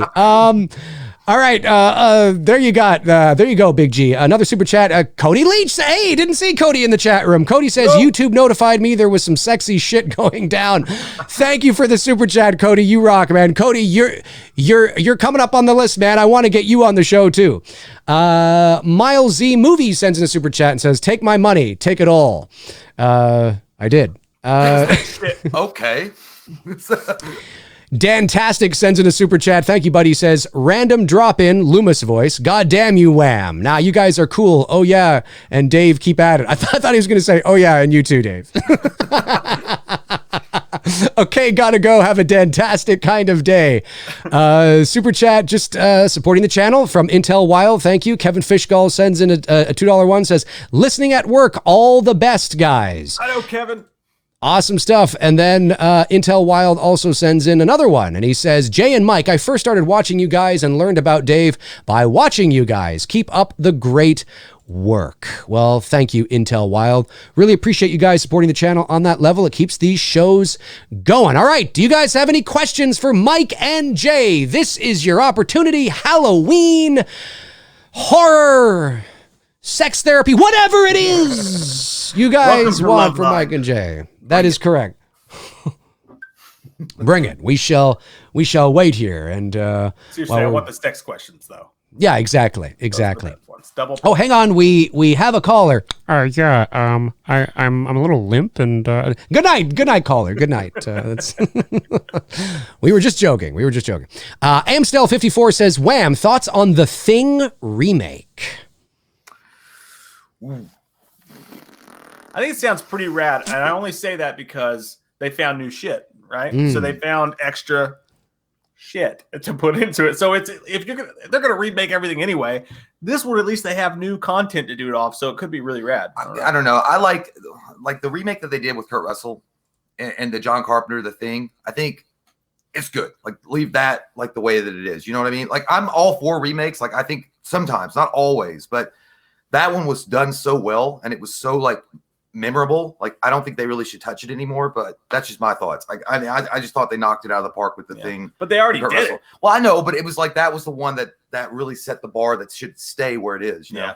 But I agree with that. I did a McRae Live where I talked about that and Halloween, and I said, you know, like Mike just said, it's interesting because they have more material. Potentially more mythology to add to it, but The Thing, John Carpenter's The Thing is fantastic. It doesn't need to be remade, but the thing, no pun intended, that I'm worried about is like for me, I don't know how you guys feel, but the crux for me of Carpenter's film, it's real. I mean, yes, it's cool to see the, the practical effects and things like that, but it's really a character driven story. It is, and it's all about those characters and that ending scene where it's like, do either of them have it? Like, I don't know. And then you never know.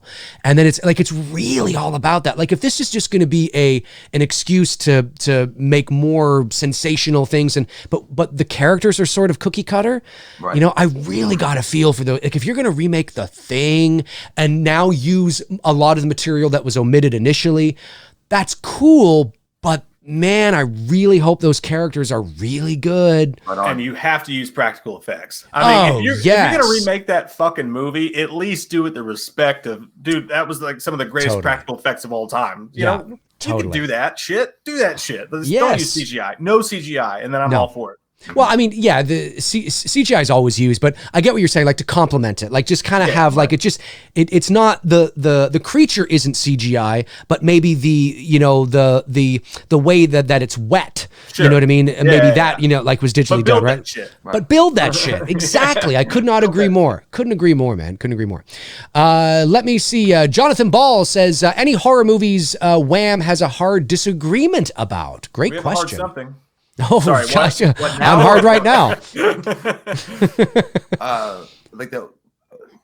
Are there any movies we have disagreements on? I think that's I don't think. Yeah, like I don't know, like man, like not big ones. I don't really think there's like I don't know, like not big one. Somebody's gonna splice that. We're hard right now. Splice, not big ones. It's not a big one. It's small. Yeah, it's very small. The typical middle-aged male, erection. Right. But no, I don't think there's a horror movie that I remember that we both like. One of us really loved it, and the other one completely like despised it. And when it comes to there's a lot of nuance to that though. Like some movies I'll fucking love. Yeah. And like for instance, Jay does this thing that I fucking hate where I'll go see a movie first and it'll scare the shit out of me, and then Jay will be literally too scared to go watch it in the theater. He will be too scared to go watch it in the theater. He will refuse to watch it. I think you're Mr. Perfect. Now wait a minute. This is interesting. So are you telling me that Jay is genuinely scared to go watch some horror movies in the theater? The horror part of the duo of Wham, horror movie guys, are actually afraid to go. Interesting. Now, why is that, Jay? Okay, well, hang on a sec, Dave. Here's the thing. I enjoy the horror movies. I really do like them. Like, they're really fascinating to me. I really enjoy it. But they scare the fuck out of me. Like it's one of those things. It's it's weird. Like you're scared of snakes or you're scared of spiders or whatever, but you're fascinated by it. Like I don't know. Like, they're cool as shit. But yeah, like it's true. Like there are movies that I genuinely am terrified to go see, and then it winds up sucking anyway. Like the Grudge remake. I don't know why that thing scares the shit out of me. That chick scares me, and I didn't want to go. And I was like, I can't do it. I don't know. Like I felt like I was gonna have like a child. Like I was so out on the edge, and Mike's like, oh, I'm gonna go, it'll be fine. It wound up sucking kind of. So I was like, yeah, I'm good. But that's what he does though. What he does is, it's true. If there's a really scary movie, like, oh shit, that looks scary as shit, and then I go see it and I'm like, Jay, this movie fucked me up. It's gonna be awesome. You should go see it. Jay will be like, nah, or I'll be like, I gotta wash some dishes today, or like whatever. And then like the movie will come out. I have to wash some dishes. I got some dishes. They've been backing up for a while. Then the movie will come out, and then 6 months after the movie comes out, Jay will be like, by the way, I watched Hereditary. Rented it on Redbox. Wasn't that scary? And then he like tries to put down my opinion. I'm like, bitch, because he wants to watch it at home so we can do this shit. No. I don't do this because I got to read the subtitles. And of course it's not that scary. The subtitles. No, it's a classic topper. Like I want to say that like I'm not going to watch it because I'm scared of it, but then after I watch it, I'm like, I'm not scared. It's true. I do kind of do that, but it's not like well, I think it's because you build up to a level that I'm thinking like this thing is going to scar me for the next 10 years. Like, oh my God, it's going to be the most fucking frightening thing of all time. Like Hereditary, when you were telling me about it, you're like, dude, it's fucking like nothing scary after you read the whole story on Wikipedia, Jay. Well, sometimes it could be. But so I watched it. I liked it. I just didn't think it was like as like. But again, I didn't see it in theaters, so maybe that's disturbing more in theaters when it's right in your face. which is Maybe.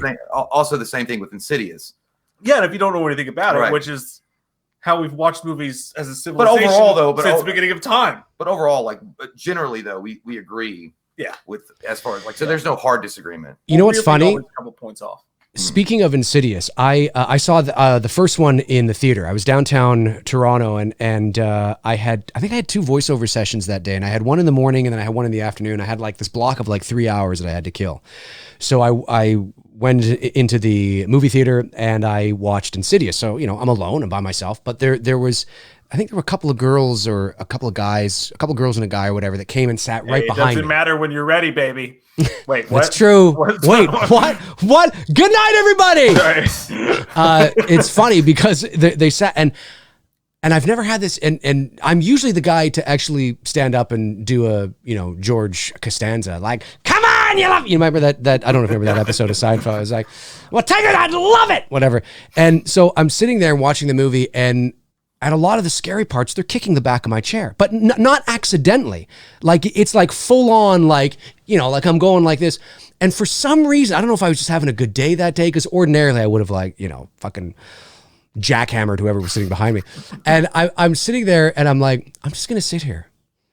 And I think that's gonna be more frightening for them, that the guy's not doing anything.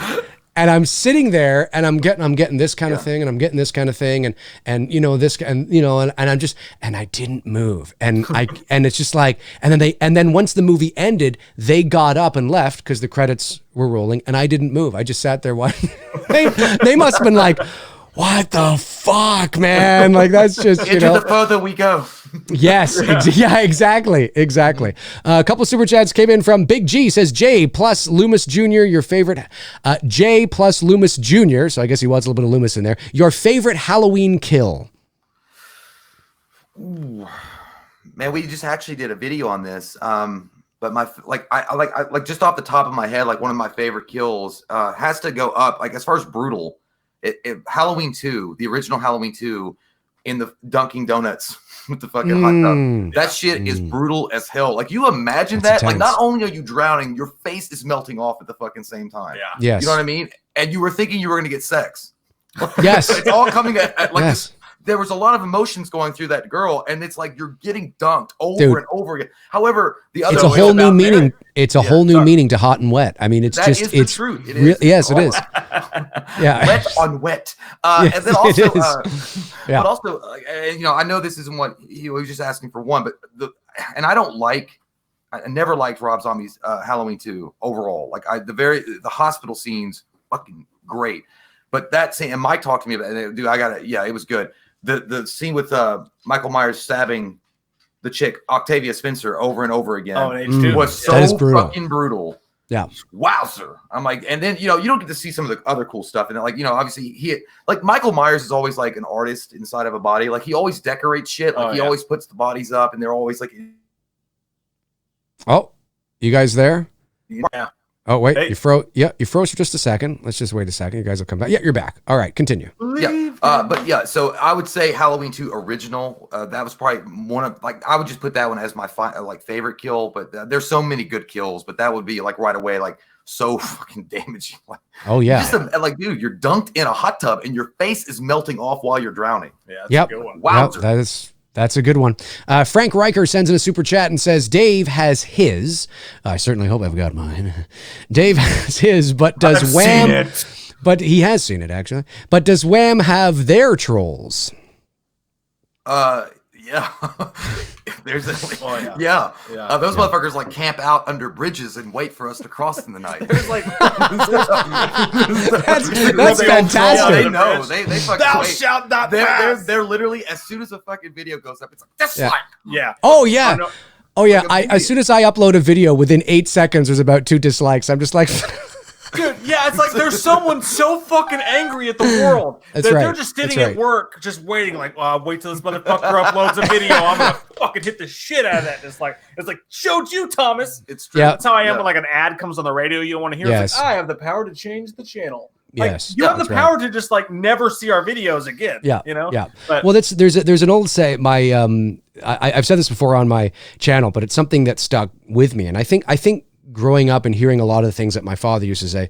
My mom and dad have since passed. They passed in 2011, but my dad was a Canadian journalist, and he was a reporter, and he was a sports feature writer for about the first 25 years of his career. And then the last, say, 15 years or so, he was sort of a general interest columnist. But anyway, like I have photos of my dad with the Beatles and Robert Kennedy behind me here on the wall. Oh shit. It's pretty cool shit. Yeah, he was really cool. So growing up in a media family was really cool. But my dad was one of those, like, he could make you so fucking angry with something he wrote. And then the very next day, he's making you cry because of something beautiful he wrote. Yeah. And my dad just knew how to stir the pot. And I asked my dad, of course, this is going back to the 90s, and I was, a teenager. And I remember, so this is like, the internet was around, but it was really, nobody was, you know what I mean? Yeah. And so I remember, I forget how it came about, but I remember being in my dad's office at home, and he was reading me a funny letter that he had gotten from an angry person. And I said, it was pretty bad, like some of the shit they were saying, right? Like really insulting. And I remember, and my dad's laughing. And I said to him, because it was kind of funny, some of the things they were saying, like how you read some of the comments, you're like, what the fuck is it? You know what I mean? Now, like, instead of getting angry letters, now people are getting YouTube comments, you know what I mean? Right. So, and I asked my dad, I said, he's like, son, he says, the question is not whether they like you or hate you. The question is, are they reading you? Absolutely. And I said, and he goes, and they are. And anybody who says I'm never reading you again is lying to you. They will read you again the next time the paper is out. Mm-hmm. And it's just, I'm never watching you again. The next video, what the fuck? It's like, I thought you were never going to watch it, because they can't take their eyes off. They like, that's, I forget what it's called now, but there's a term for it. And it's just, so it's always helped me with trolls. I've pretty thick skin, and I think it probably is mostly thanks to my father and sort of growing up in that environment and seeing that. And, but it takes a lot to get under my skin. I mean, I've been told, I hope you die of cancer. And I'm like, I hope I die too, and people are just like, how could you say that? And it's just like, and now with trolls, I'm just, responding, as I said to you, before the show, I just respond as myself now. Can't stand this fucking idiot. And I'm just like, I know I can't stand him either. You know what I mean? And they just don't know how to come back from that. It's just kind of like, what do you, we do that to each other. Like, I hope you die. And that's the thing. I think also with us, growing up the way that we grew up, we would rib each other. Like, right. That actually helps develop thick skin. And we always had our backs. We knew it came from a place of love, but we weren't really, meaning anything, but we would get into fights and shit like. Oh, wait, you guys froze again. Hang on. I'm sure you'll come back. Wait for it. And wait, something funky going on. And wait, you are back. Okay, you're back. Okay, I was gonna say, let's stay frozen. Yeah, let's. But no, yeah. So like doing that, and then obviously going on YouTube afterwards, and then people saying mean shit or what. I was like, I don't fucking care. Like, I was like, whatever. And like you said, and like your dad is absolutely correct. Like they're watching your shit. Like 100%. They're enamored enough to do this. Like, so yeah, I'm like, fuck yeah, bring it. Like, I don't give a shit. Like, 100%. Obviously there's something about it that's pissing you off to a degree that you want to be like, fuck you. But you're probably like, I really kind of agree with them, but I just say, fuck you. Right. So, it's like, I can't admit it now. Like, I've already gone this far, so I have to continue the trumpet march. Yeah. And I think that's what they do too, is they bring out, like, no one's going to say anything to you that you don't already know about yourself. Like, you know what I mean? Like, at least a little bit. Like, some of it's just dumb and doesn't even make any fucking sense whatsoather. But the ones I bet your farts smell like pickles. Yes. But I guess. I saw something the other day, and I thought it was kind of neat. Like Kevin Smith, director Kevin Smith, someone said something about him. He's like, no wonder this guy still makes shitty fucking movies. And he retweeted it, and he was like, even though this wasn't directed to you and had nothing to do with you, he was like, I'm going to go out and I'm going to make 3 positive comments on 3 other videos today just to counteract your unreasonable negativity or whatever. Mm-hmm. And that's what I go to people sometimes. I respond to them. I'm like, you're so angry that you went out of your way to sit down and type out this mean ass message trying to hurt my feelings. Like, what? Why are you so bad? Like, literally, I honestly, I feel worse for them than I do for what they're saying to me. It's true. It's true. Yeah. If they're right, they're right. Like, if they're like, yeah, you were fucking, that video sucked. I'm like, yeah, it kind of sucked. My bad. Yeah. But yeah, well, it's there's like personal. Right. No, exactly. And it really like, you can't, I said this too on a show a couple weeks ago, you can't do this kind of thing successfully if, number one, you're not being yourself, like we talked about earlier in the show, and you can't do this kind of thing with the expectation that people have to like you. You can't make anybody like you. You have to be yourself, put yourself out there, and let the chips fall where they may. Yep. People are always there. Like I said, I've been called so many things, and people don't know. It's not that they don't like me. They just don't like what I've said, or they don't like the way I'm saying it. He's too loud. He comes across as this. But if they got to know me personally, away from all this, I'm one of the most chill, relaxed, not like that people you'd ever meet. Right. But it's just it's the show, right? Like, you guys are doing a show. I'm doing a show, and it's part of our natural personality to also entertain. It's not that I'm lying about how much I think Halloween 5 is a shit show, but could I say something like, I don't like Halloween 5? Yeah, I could say that. But no, I choose to go, Halloween 5 is a fucking shit show. Yeah. And some people are like, you know what I mean? It's just, but it's my way of, it's the theatrics that I bring to the table, and it's fun. It's just all fun and games. We don't have to agree. That's okay. What a boring world would it be if we did? You get to be like that for a moment. And that's the thing too, it is a cathartic release of your own personality. Like, for instance, people to us all the time, people come up to us and I think they think that literally, and nobody's been rude about it or anything like that, but I think some people literally think that we just sit around and drink all the time. It's just we're just here like Beavis and Butthead, just eating nachos. And scream and cuss immediately, like dick fucking twice. Yeah. That's great. But and I'm like, I met somebody once, and I've told the story a couple times, but I met somebody once, and they were both really sweet, and I don't mean it didn't hurt my feelings at all. It just kind of made me laugh a little bit. But we met these people at this event, and they noticed who we were. And the guy's wife or girlfriend comes up to me, and she goes, "So your wife must take care of the kids, right?" Huh? And I'm like, and she didn't mean anything by it. She was just like, she was serious. I like you, but you don't watch your kids, right? It's like one of those things, but it wasn't mean at all. That's not how she intended it. And I totally understood that. But it made me laugh because I was like, man, anybody that knows me knows that I'm like a full hands-on dad. I'm completely like a full hands-on dad. I'm dad 99.9% of my time, Right. When I'm doing the channel, that's and everybody has that. You go to work and you come home and you have that one Friday night with your friends or doing whatever it is you like doing. And that's what the channel is. It's that portion of our lives, Exactly. But it's just so weird. My neighbors now that I live next to came to my kid's birthday party the other day, and they've seen the videos because I just mentioned it in my stance. And it's just so weird to me. I'm like, it just blows my mind. He's like, yeah, I saw the basketball video. I'm like, yeah. I promise I'm not drunk right now. Yeah, I promise it. Yeah, I'm not going to send my kid over, man. What's going to happen? And to piggyback on what he was saying, absolutely. Our personality, we all three really have strong personalities, and I gather that, definitely. But when you're on camera and you're trying to do your thing, you're going to crank it up. That's right. The whole thing. That's what you're going to do. You're going to crank it to 10. And in real life, you might be a 5 or a 6 or something like that, but you're cranked up to 10 or 11. You want to get it out. Yeah, and you're just having a great time. It's fun. It's exciting. It's exhilarating. That's what it's about. You're fucking Macho Man on a Slim Jim. You're really having a great time. And that's where it is. But yeah, it's so weird.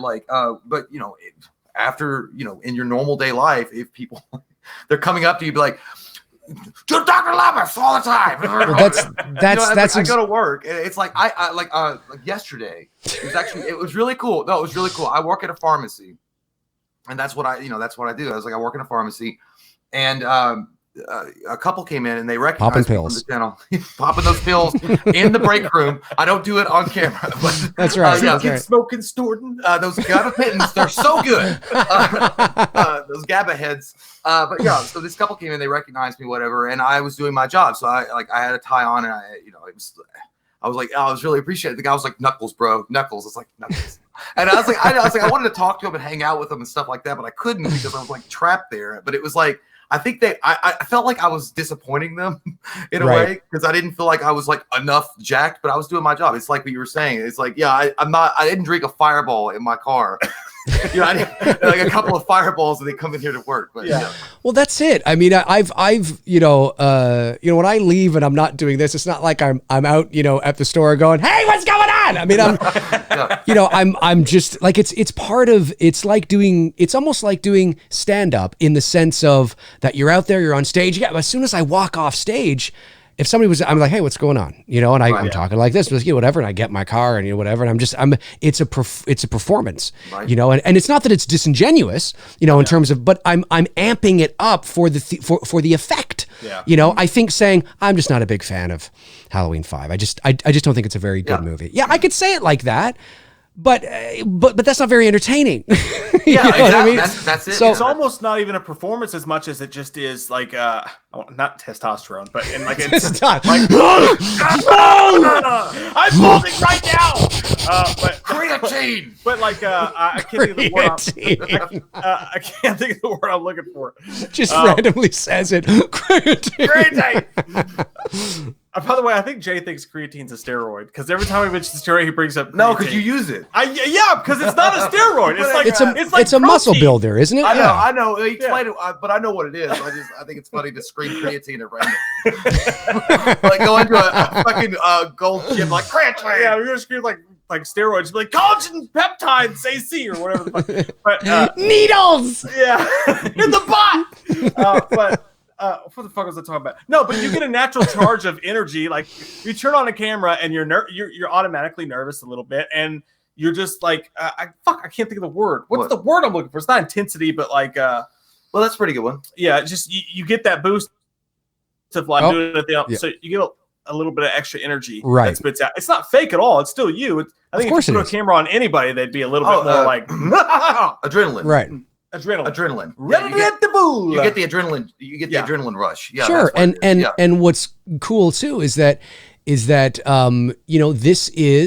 not the only reason, but it is and I know this because of the messages I've received, as I'm sure you get lots too.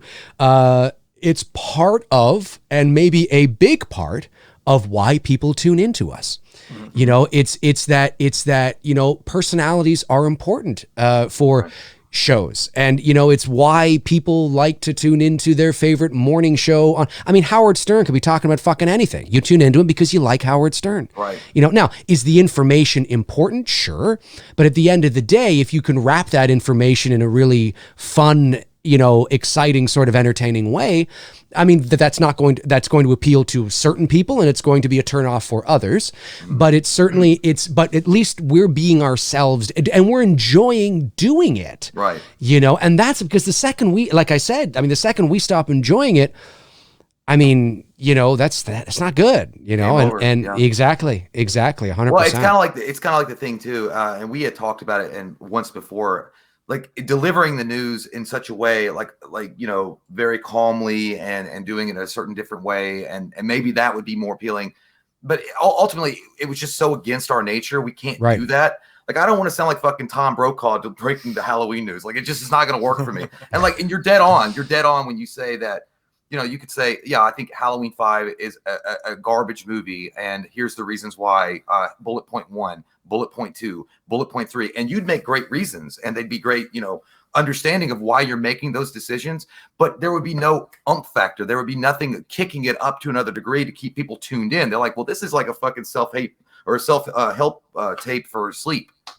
Right. He's on point, but it's so boring. I don't want to keep listening to it. So that's also the thing too. And again, I just can't, and neither can Mike be fit in this bubble. Exactly. Yeah. Where it's like a Brokaw kind of CNN. No, I couldn't agree more. And I have videos on my channel where I am more calm and cool and collected, where I do sort of go into, and I might throw I might do that once, but because that's the identity of that specific video, where it's okay, I'm gonna, as Jay said, I'm gonna, begin to break down this and do this, whatever.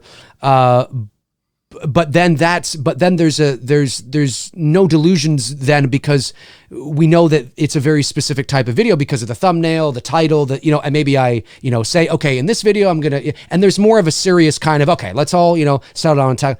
But overall, I mean, it's part of it, and it's part of who I am. I mean, I grew up in a family as you know, where I mean, fuck, you get us all together. It's, you know, and I was always the youngest as well by a long shot, and I always had to assert myself to be seen and to be heard too. So you come from that kind of family, and you know, you have to do it. It's part of my personality. It's part of your person, and it's why people tune. Not only, but it is why people tune in, because they like that feeling of the energy, you know, that it brings. Big G sends in a super chat and says, "Wham! What beer would you be drinking on your show?" Speaking of getting completely inebriated, I drink anything and everything for the most part. That sounds terrible. I'm a guy who likes to try different foods and different drinks. So every time, like I might drink a mixed drink. I might be drinking any kind of beer. I like all beers. There's not really a beer I don't. Oh, wait, you guys froze? 1 second. I'm sure you'll be back. I don't know, Funky, the internet connection's a little unstable after 12 o'clock. Hopefully you'll be back. I'm sure Mike and Jay will be back. Just let it... Oh, wait, hang on. There you are. It's coming back. It's coming back. Yep, hang on. Mike is frozen with a big smile on his face, but it should be coming back. Hang on. And that's what it was. It's very strange. Yeah, the connection's been a little finicky after about 12:15 or so, but you are... Wait, you're frozen again. They're frozen again, folks. I don't know what's going on. Maybe if we don't get them back, I can just kind of disconnect their feed and try and get them back again. I can hear you now. You can hear me? Yeah, I can hear you. Yeah, I can see you. Yeah. Let's just talk like... Oh, no, you're frozen. Oh, wait, there you are. You're back. Okay. I can really fuck with you. We're bouncing all the way over. Okay. It's static. Let's see. Yeah, I don't know. Something with the connection a little wonky here. But okay, let's continue on. So someone in the chat said, Mike looks angry. It must have been a frozen shot. I was like, you were discussing your favorite beers and got pissed off. It was definitely... I tried this one beer and it fucking sucked. Yeah, it's still a little wonky, but we'll see if we can truck through here. Maybe it'll pick up. Ethan LeBlanc sends in a super chat, says, "First two channels I've subscribed to. What are y'all doing for drinks of choice?" People and their drinks. It's exactly what Mike said. Right?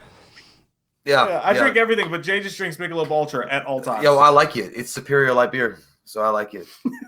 Well, cool. We're doing this new thing now on the new show where Mike's making me try other shit. So hang on a sec, guys. I'm going to see if I can get you back. The audio is a little off.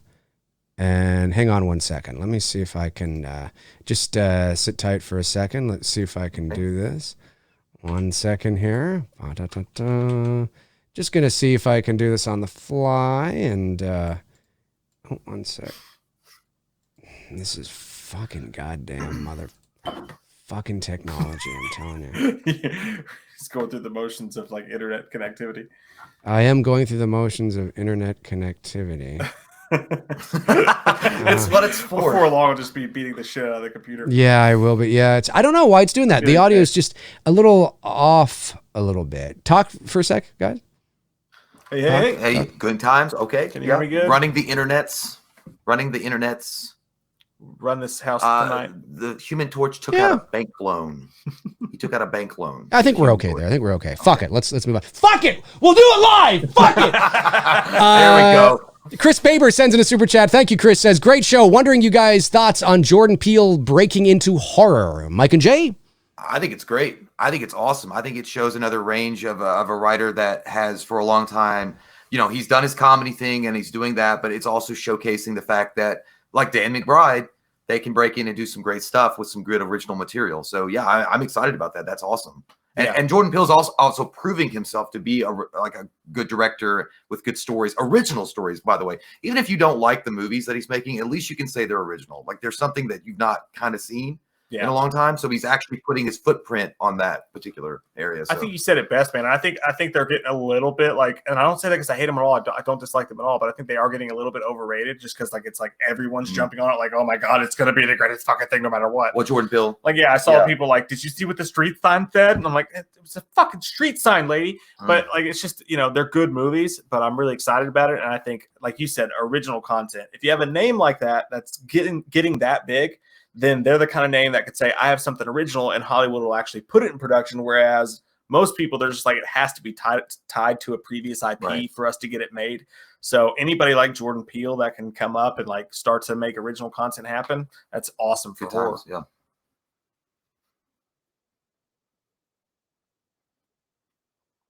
Alrighty. Sit on my face. Alrighty.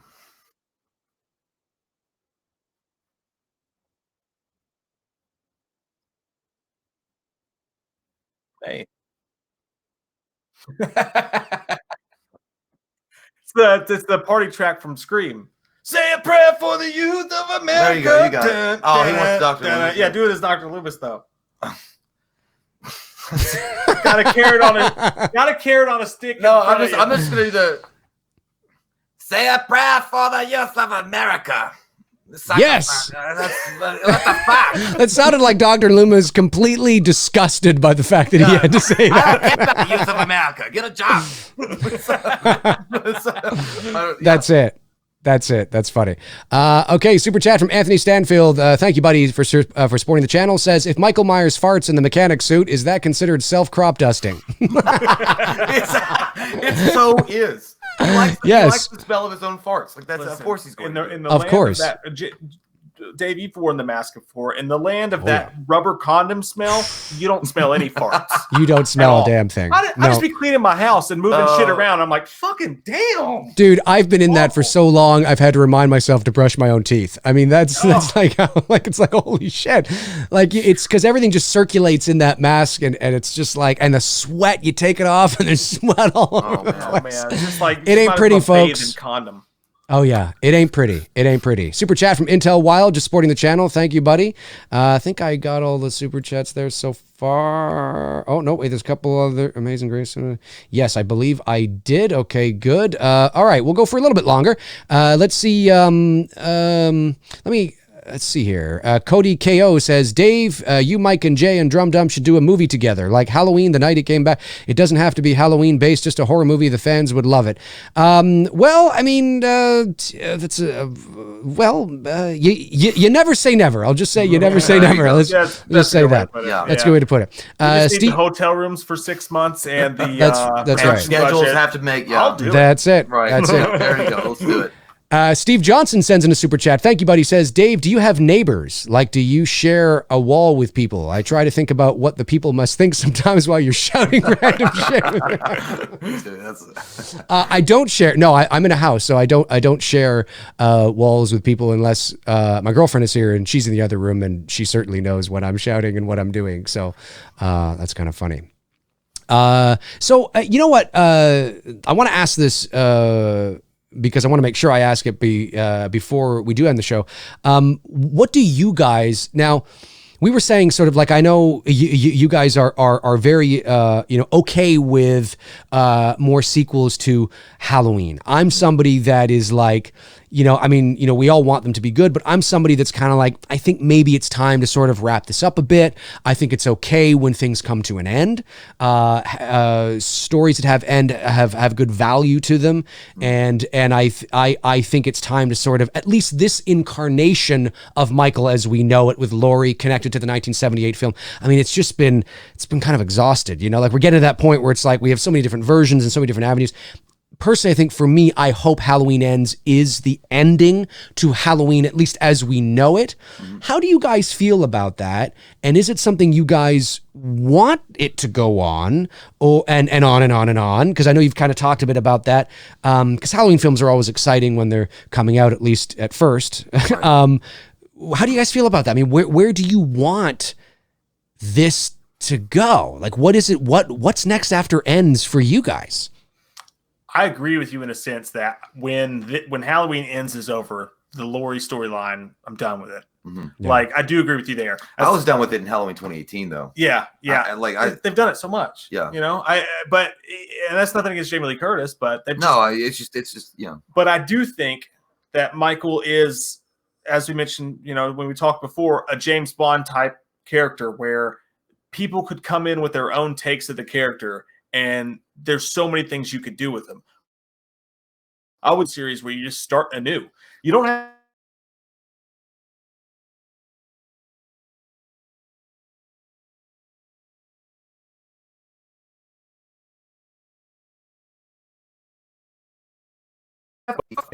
No. Yes.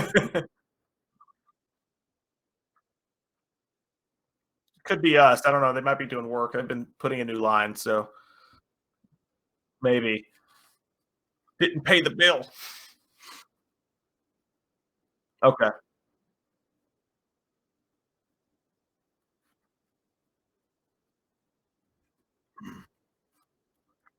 Okay. Yeah, no, I think that there's always a story to be told with Michael. At least when you consider in a world where even a story takes a couple years to get put onto film, every few years, I don't see it being an impossibility that we could have a new Halloween movie every few years, because they do the James Bond thing and you have a different director with a different take, a different story. I think the lore of Michael Myers proves that you could continue to do that. And what's the worst thing that you can happen? You get a Halloween movie that you can shit on and make fun of, like Halloween 5 for the rest of your life. And fuck, we have fun talking about Halloween 5, don't we? Maybe not.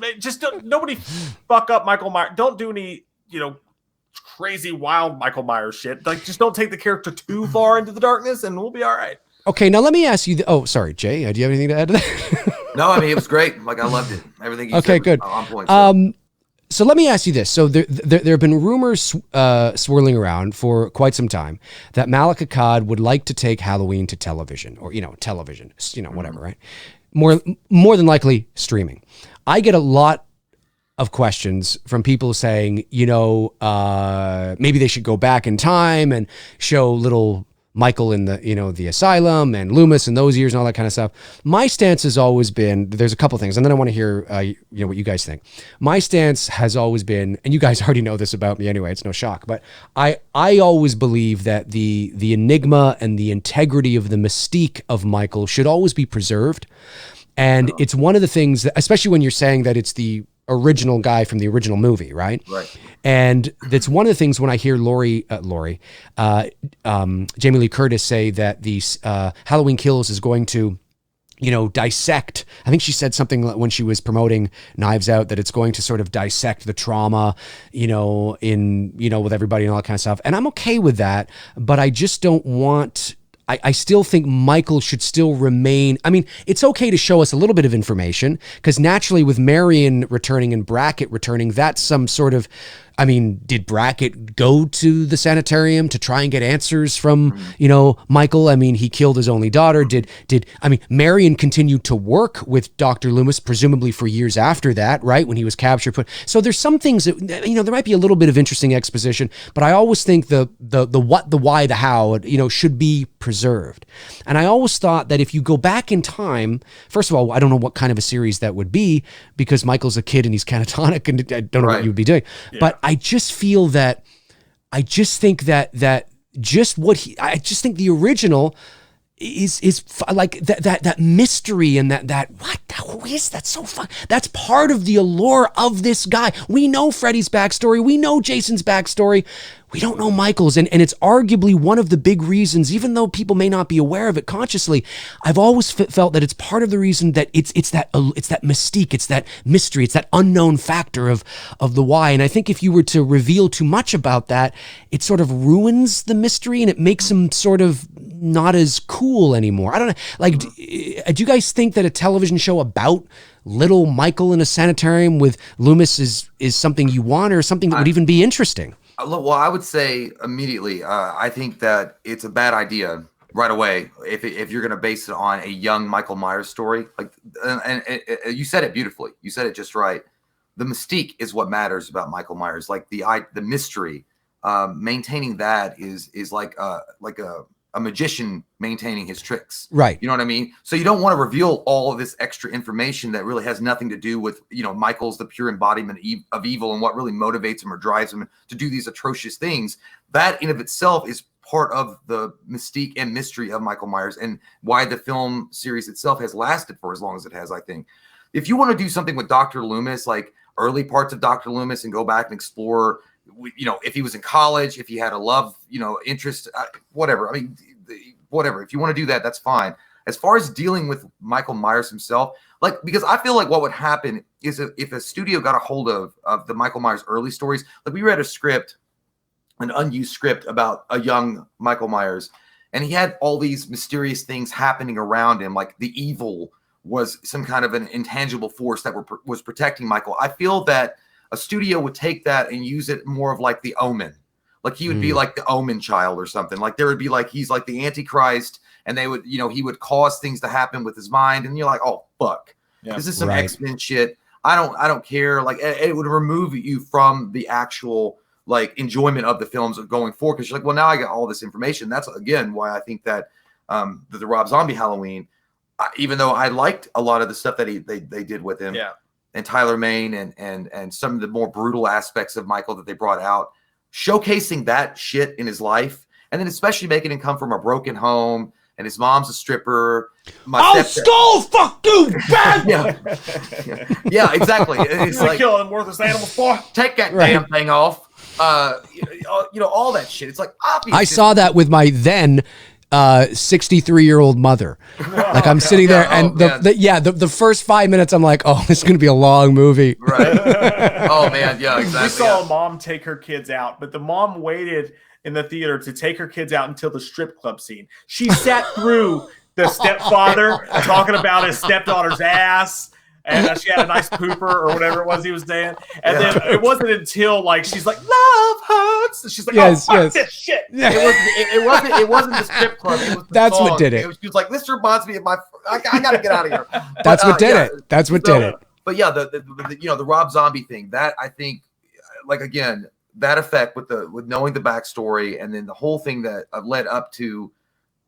Obviously, the kid was going to become a fucking killer, or something was. I mean, he came from such a shitty home, something. But I think it's a bad idea. It's cool that they want to go into the television route with Halloween, and somewhat. But I just don't like the idea of exploring the origins of Michael Myers as a little boy, and then, like you said, like what are you going to do? I mean, he's catatonic. He's looking at a wall. Unless you're going to throw in some Omen shit and make it a different type of movie, then it just becomes like he's protected by an evil source or force I'm okay with the TV series, but I don't want him to go back and go back to his childhood or anything like that. It works for Bates Motel because Norman Bates, as a grown-up, couldn't really continue his serial killer spree because he's a human being and he lives at the same place and you know where the fuck to find him. Like it doesn't make any sense that you could do more and more and more sequels after the 4 that we got, and one of them being a half prequel anyway. But with Michael, you could take that character and move him forward, and you could do new stories with him.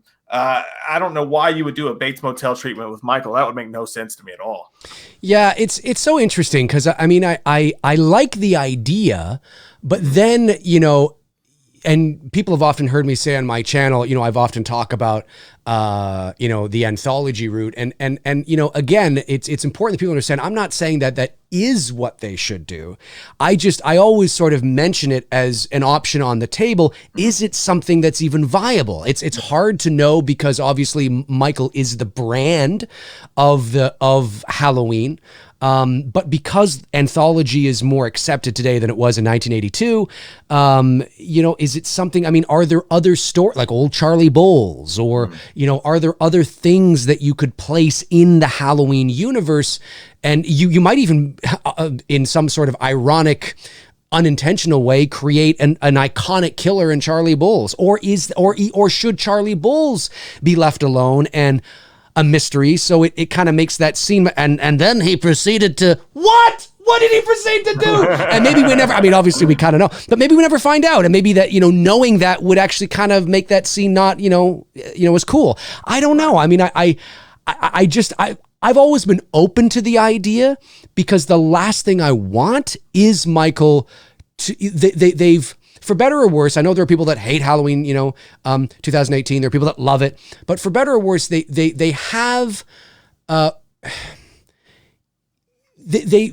redeemed themselves a little bit from where the series was, and certainly the last thing I want to see is them to fall off the wagon again. Right.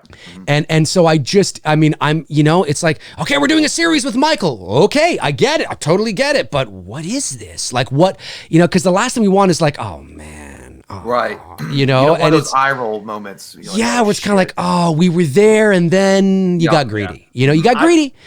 I think they just need to. I think the best way to do that is to move Michael forward, move the character of Michael Myers forward, but leave the nostalgia of the original alone after this trilogy. How would you feel about a take on Michael? Not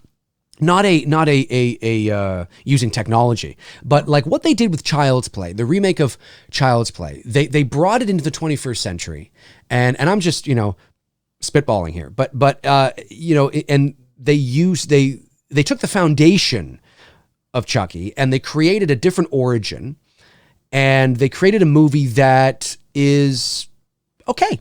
It's not, I mean, it was all right. It was entertaining. It was a different, it was like, well, imagine this. How would you feel about something like that with maybe Michael, where it feels blasphemous to even say it, but I mean, maybe it's a series now. Maybe they end with Halloween Ends. They don't make any more films, at least for now. And they move over to streaming, let's say, and it's with the Michael character, but it's a different, or do you think it's kind of like, whoa, hang on a sec, no, you can't. But then I'm thinking to myself, what are you going to do? You're going to just tell the same story over again with a Laurie and this, and it just feels like we've exhausted it, I agree with you. Yeah, that's a really good question, because honestly, if they were going to use the format of Michael and they create a brand new origin story after they've exhausted all the other points that they've gone to, right? I'd be okay with it. Honestly, I probably would be okay with it. At first, I would say it's blasphemous, and I understand that, like, because it feels like it felt like I needed to give Hail Marys, just fucking, even just saying it, I felt like I needed to train my team. Yeah, I got to go have a shower. But then I'm like, but then I think like, well, like you said, I really don't want to watch Halloween with Laurie Strode and the story just replayed over with a different cast and with just a different slap of paint on it. It's going to be the same story. And, Rob Zombie's already done it. He did it his way. And that's his thing. I don't want to see the same shit with just a different coat of paint. Like, if it's going to be different, like, make it a little different, make the origin part of it, and then move forward with it. And plus, that gets you out of, like you were talking about, and we all three agree, the Laurie Strode effect, where you're just caught in that same circling around the same, I got to kill her, she's related to me. And, and I get that. Like, I mean, that's Michael Myers, and I understand that. But, like, that way, if you restart it in that particular vein, you can go anywhere you want.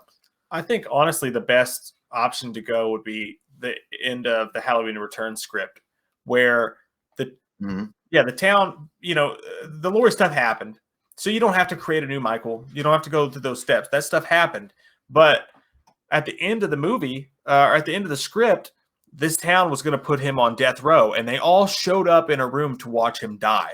Now, whatever kind of being or thing that's going on inside of Michael's head to create what he is what it is. But imagine just him sitting there, and everyone shows, and not really knowing how the world, I don't know what's going on in Michael's head, but, just not knowing how the world works exactly, being put on display in front of an entire town, and the town shows up to watch you die. Mm-hmm. And he's watching that, and he can't die. Maybe, because maybe he's supernatural, maybe he's not. But he gets out of there. And then at the end of the script, spoiler alert for anybody who hasn't read that script, it's not going to happen. But at the end of it, he writes on the wall in blood as he escapes, "This town will never be safe again." And then you have, it's not about Laurie, it's not about specific characters. You have almost a haunting of an entire town. And you don't know when he's going to show up. I mean, obviously on Halloween, but you don't know what year or when. And then you can... It's like the Purge. It's like not even just one night a year. We just got to keep our shit Halloween together. Man. Halloween, bro. And then he's after this whole town, and then the chains are off of Michael, and he can do whatever he wants to do as long as he, you regulate him to a specific area, but at least not specific people, and you can tell new people stories and passerbys or whatever, and then you can go where you want to from there. But as long as we're free from the Laurie chains, as long as we're free from that, I feel like you could do anything with them. Mm-hmm. Cool. Okay. Super chat. Ray Wong Chi just sends a super chat supporting the channel. Thank you, buddy. Anthony Stanfield as well says, thanks to all of you for giving us great videos. Well, thank you, buddy. Really appreciate that. Let me see here. Super chat from King Kennedy, just supporting the channel. Great. Thank you very much. Appreciate that. Am I going to say this right? Moonshot. Just want to say how thankful I am for you all. Thank you so much. Silas Laws. Thank you for the super chat. Really appreciate it. Says, thank you, three guys, for just being you. You should collab more often. We're definitely going to do that. Gonna love it. Yeah. Would love for you to make it to Mad Monster Party in North Carolina one day. Love you guys. Maybe we'll just go on tour. We'll just let's fucking do that. That's it. Let's just fucking do it. Let's see.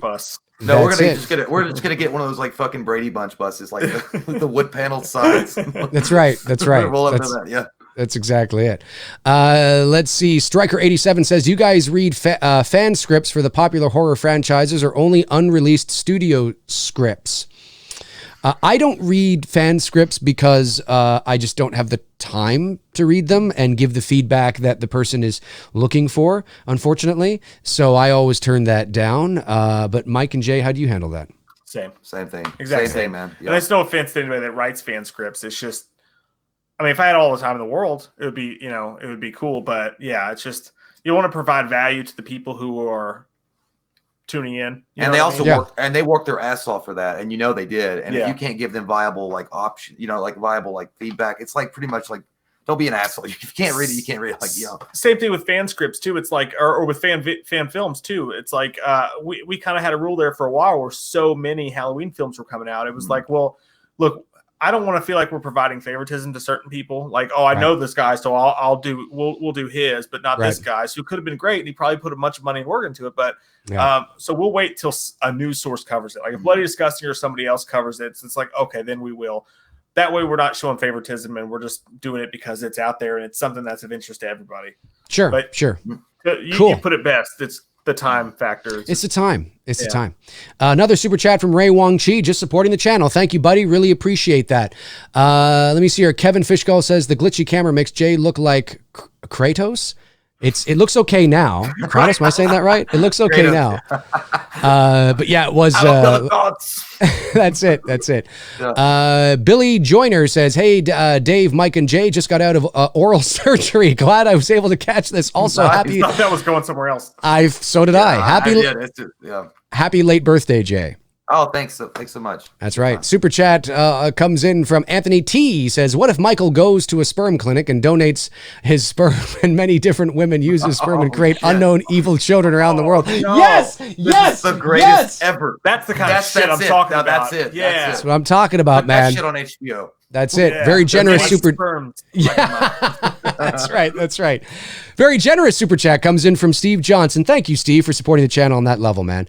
A Halloween series should feature the girls from Black Christmas 2019 badgering Michael for unchecked male privilege until he has mental breakdown, sets himself on fire, and feeds himself to their cats in the series finale.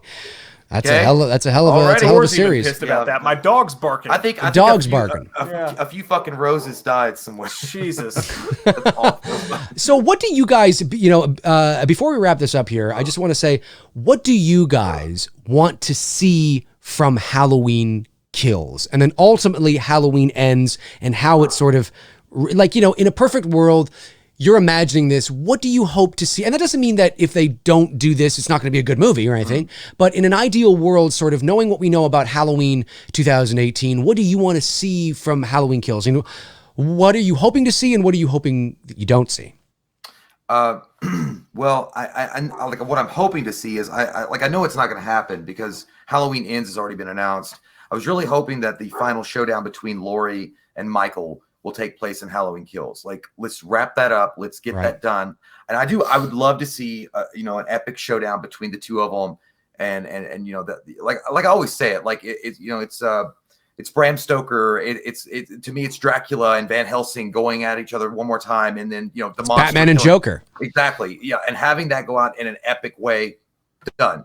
And then in Halloween Ends, moving on from there, obviously Michael's not going to die. Fuck you. He doesn't die in that one. But he goes to Halloween Ends. Obviously, he's going to take on Andy Matichak, and then he wants to, before he can maybe move on and break the chains, like we've all talked about, breaking the chains of the Strode family that's been on his ass this entire time. He has to get through the last vestige of Laurie Strode's character, Jamie Lee Curtis, in Andy Matichak, and she's got to take it all the fuck down, and then I can move out. I can break out, into the the wider world and see where it takes me. And then that'll be the ultimate, into it. And then obviously Matacek will stop him, and that's obviously the bad guy's not going to win, unfortunately. Interesting. Yeah, but but I hope that happens. I don't what I don't want to happen is that they just want to throw a bunch of like spectacular kills at us and amazing brutal things, and then that's it. There's no story. There's no like movement of plot anywhere. Like I want to see the brutal kills. I want to see some really cool shit. I definitely want to have something to walk away from the theater and be like, damn, that was really awesome when he did that, with the fucking tub or whatever. And he broke a wall over somebody's face. But I don't want to like walk away and be like, but was there a story? Did something happen? Like, was there some shit that happened while I wasn't, you know what I mean? Yeah. So that's what I hope that doesn't happen. But yeah, I kind of, well, in a way, I want the opposite because, the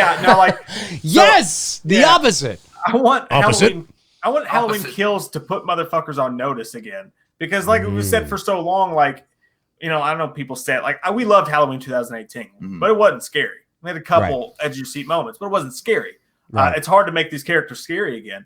But I think if you go balls to the wall, I think you have to shock people a little bit. I think you have to do some shit that's going to be gnarly in this Halloween Kills film and like push people to the brink. Oh, if I didn't think they would do that in a fucking movie, they shit fuck. Like damn, make people uncomfortable, and then maybe they get a little bit scared of Michael Myers again. And then I want to see that with Halloween Kills. I want to see him push that needle a little bit, take him a little bit outside of what we're used to. And then with Halloween Ends, obviously, like we said, we want to end the Strode thing. We want to end all that. I don't want to see Michael die, though. I want to see it end in the same way the original Halloween ended. I want them to, the empty grassy knoll and just the breathing. Not the exact same thing at all. But I want them to leave an open ending. I want to keep that legend that Akkad has a book somewhere that has a rule that says Michael can never die. I don't want them to kill Michael Myers just for the sake of closure for their own series when there's so many other people who could take Michael and tell other stories. But So, okay, but so take. I see what you're saying. I don't want this to continue though. Like I want this trilogy when it ends, be done with it. Me too. And then let somebody else, as we said, James Bond, come in with their new take on Michael. Absolutely. A different vision, totally. Yeah. Interesting. Super chat from Ray Wong Chi. Thank you, buddy. Says, would have been great if Michael Myers' mask suddenly had the silver shamrock emblem. Much could be made after that. I've heard that. I've heard that a few times. But then if that's true, then you would have to. I've heard people say that, and there's part of me that likes that twist. But then Michael's evil began long before that as well. Exactly. So you would have to then maybe the clown mask also had it in it or something, or we'd have to justify why. It's a wonky road to go down if you start that path. Exactly. It is. But maybe you introduce something. I've often thought about this. Sorry, I won't keep you guys too much here. But I've often thought about this, that Season of the Witch, for me, Halloween 3 Season of the Witch is, I like the movie. I do. Like, it's fine. But I've always felt that there's so much untapped potential there. Oh, yeah. And it feels like the story was too big for the sandbox they were playing in. It feels like it's a big concept and a big story within a small sandbox. And I sometimes feel, how do you guys feel about not only exploring that concept as maybe not a movie, but as a series? There's so much you could explore and start from the beginning, really develop those characters. It's got that Stranger Things kind of vibe in the sense of that the characters are really developed. Every episode is like, what the fuck is going on here? There's a mystery. They got to figure out where these masks cover. How do you guys like? Do you see it the same way, that there's a lot there that could be tapped into? Oh, absolutely, man. I mean, for sure. Like, I think Halloween 3 was almost like a victim of its own time. Like, it just came out at the wrong time. Like, but I like the concept, the idea in today's, like with Netflix and HBO and so many streaming platforms available, Amazon, dude, they could do some amazing things. I mean, people would be on the edge of their seat wanting to know, where does this go? What is happening? Who's behind this?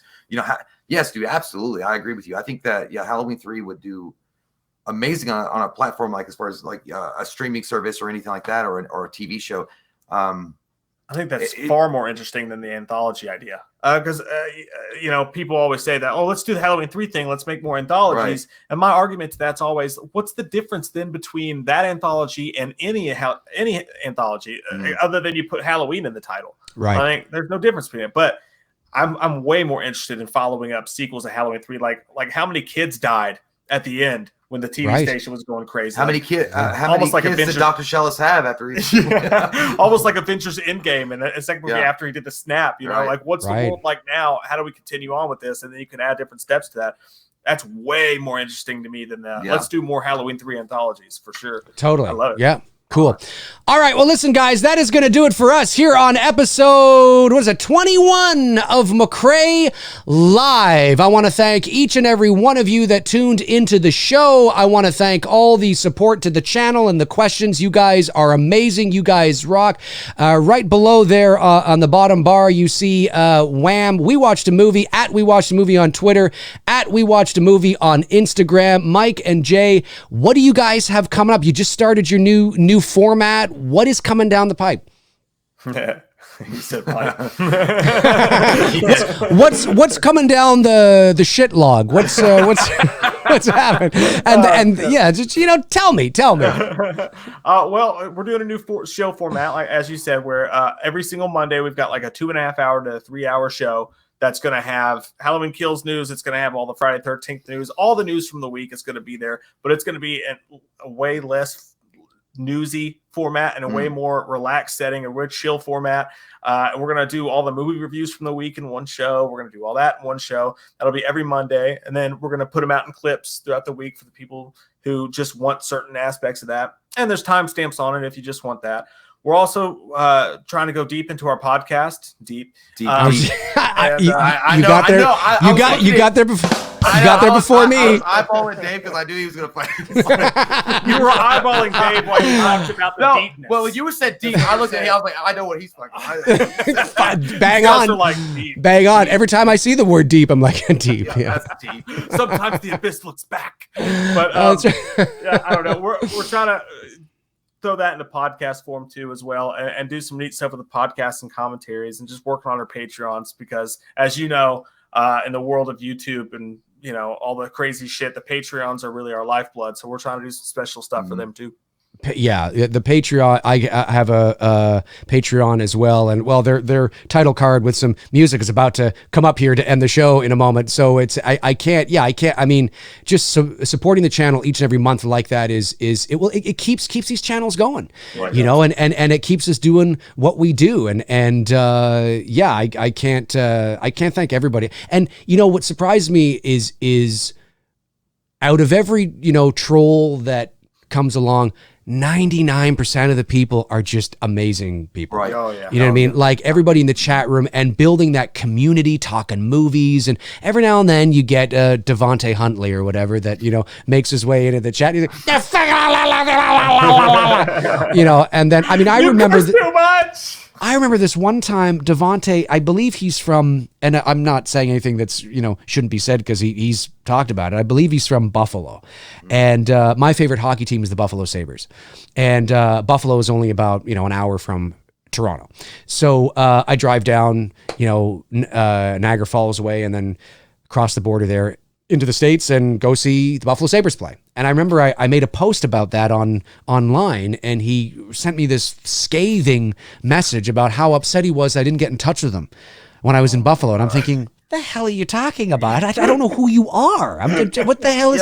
You get strange. There's some strange people out there, folks. And meet me at the Cheers bar. Why didn't you meet me at the Cheers bar? Yeah, exactly. Like, what am I gonna? Are you what? No, I'm there to see a hockey. I don't even know who you are, and I wouldn't do it anyway. I wouldn't do it anyway. So So all right, cool. Well, listen, Mike J, thank you so much for coming on the show. I really appreciate it. Thank you for having us. This was awesome, man. We had a great time. We're honored to be here. Yeah, we definitely got to do this more often and just hang out more and shoot the shit and talk. And I have a blast with it. So I should have told you this at the beginning of the show. I'm going to start the Patreon card and the music now. That's going to end the show, but stick around because I want to just, give you a goodbye after we go off air. All right, guys. Yeah. Oh yeah. Well, yeah. Take this. Well, goodbye, huh? He's gone. No, he's gone. All right, guys, thanks for tuning in. That'll do it for me. I'll be back, maybe with a fucking thing, I don't know, but I'll definitely be back Thursday morning. Fucking thing, what the hell is that? I don't know. I'll definitely be back Thursday morning at 11 o'clock a.m. Eastern Standard Time. Good night, everybody. That's it. All right, cheers.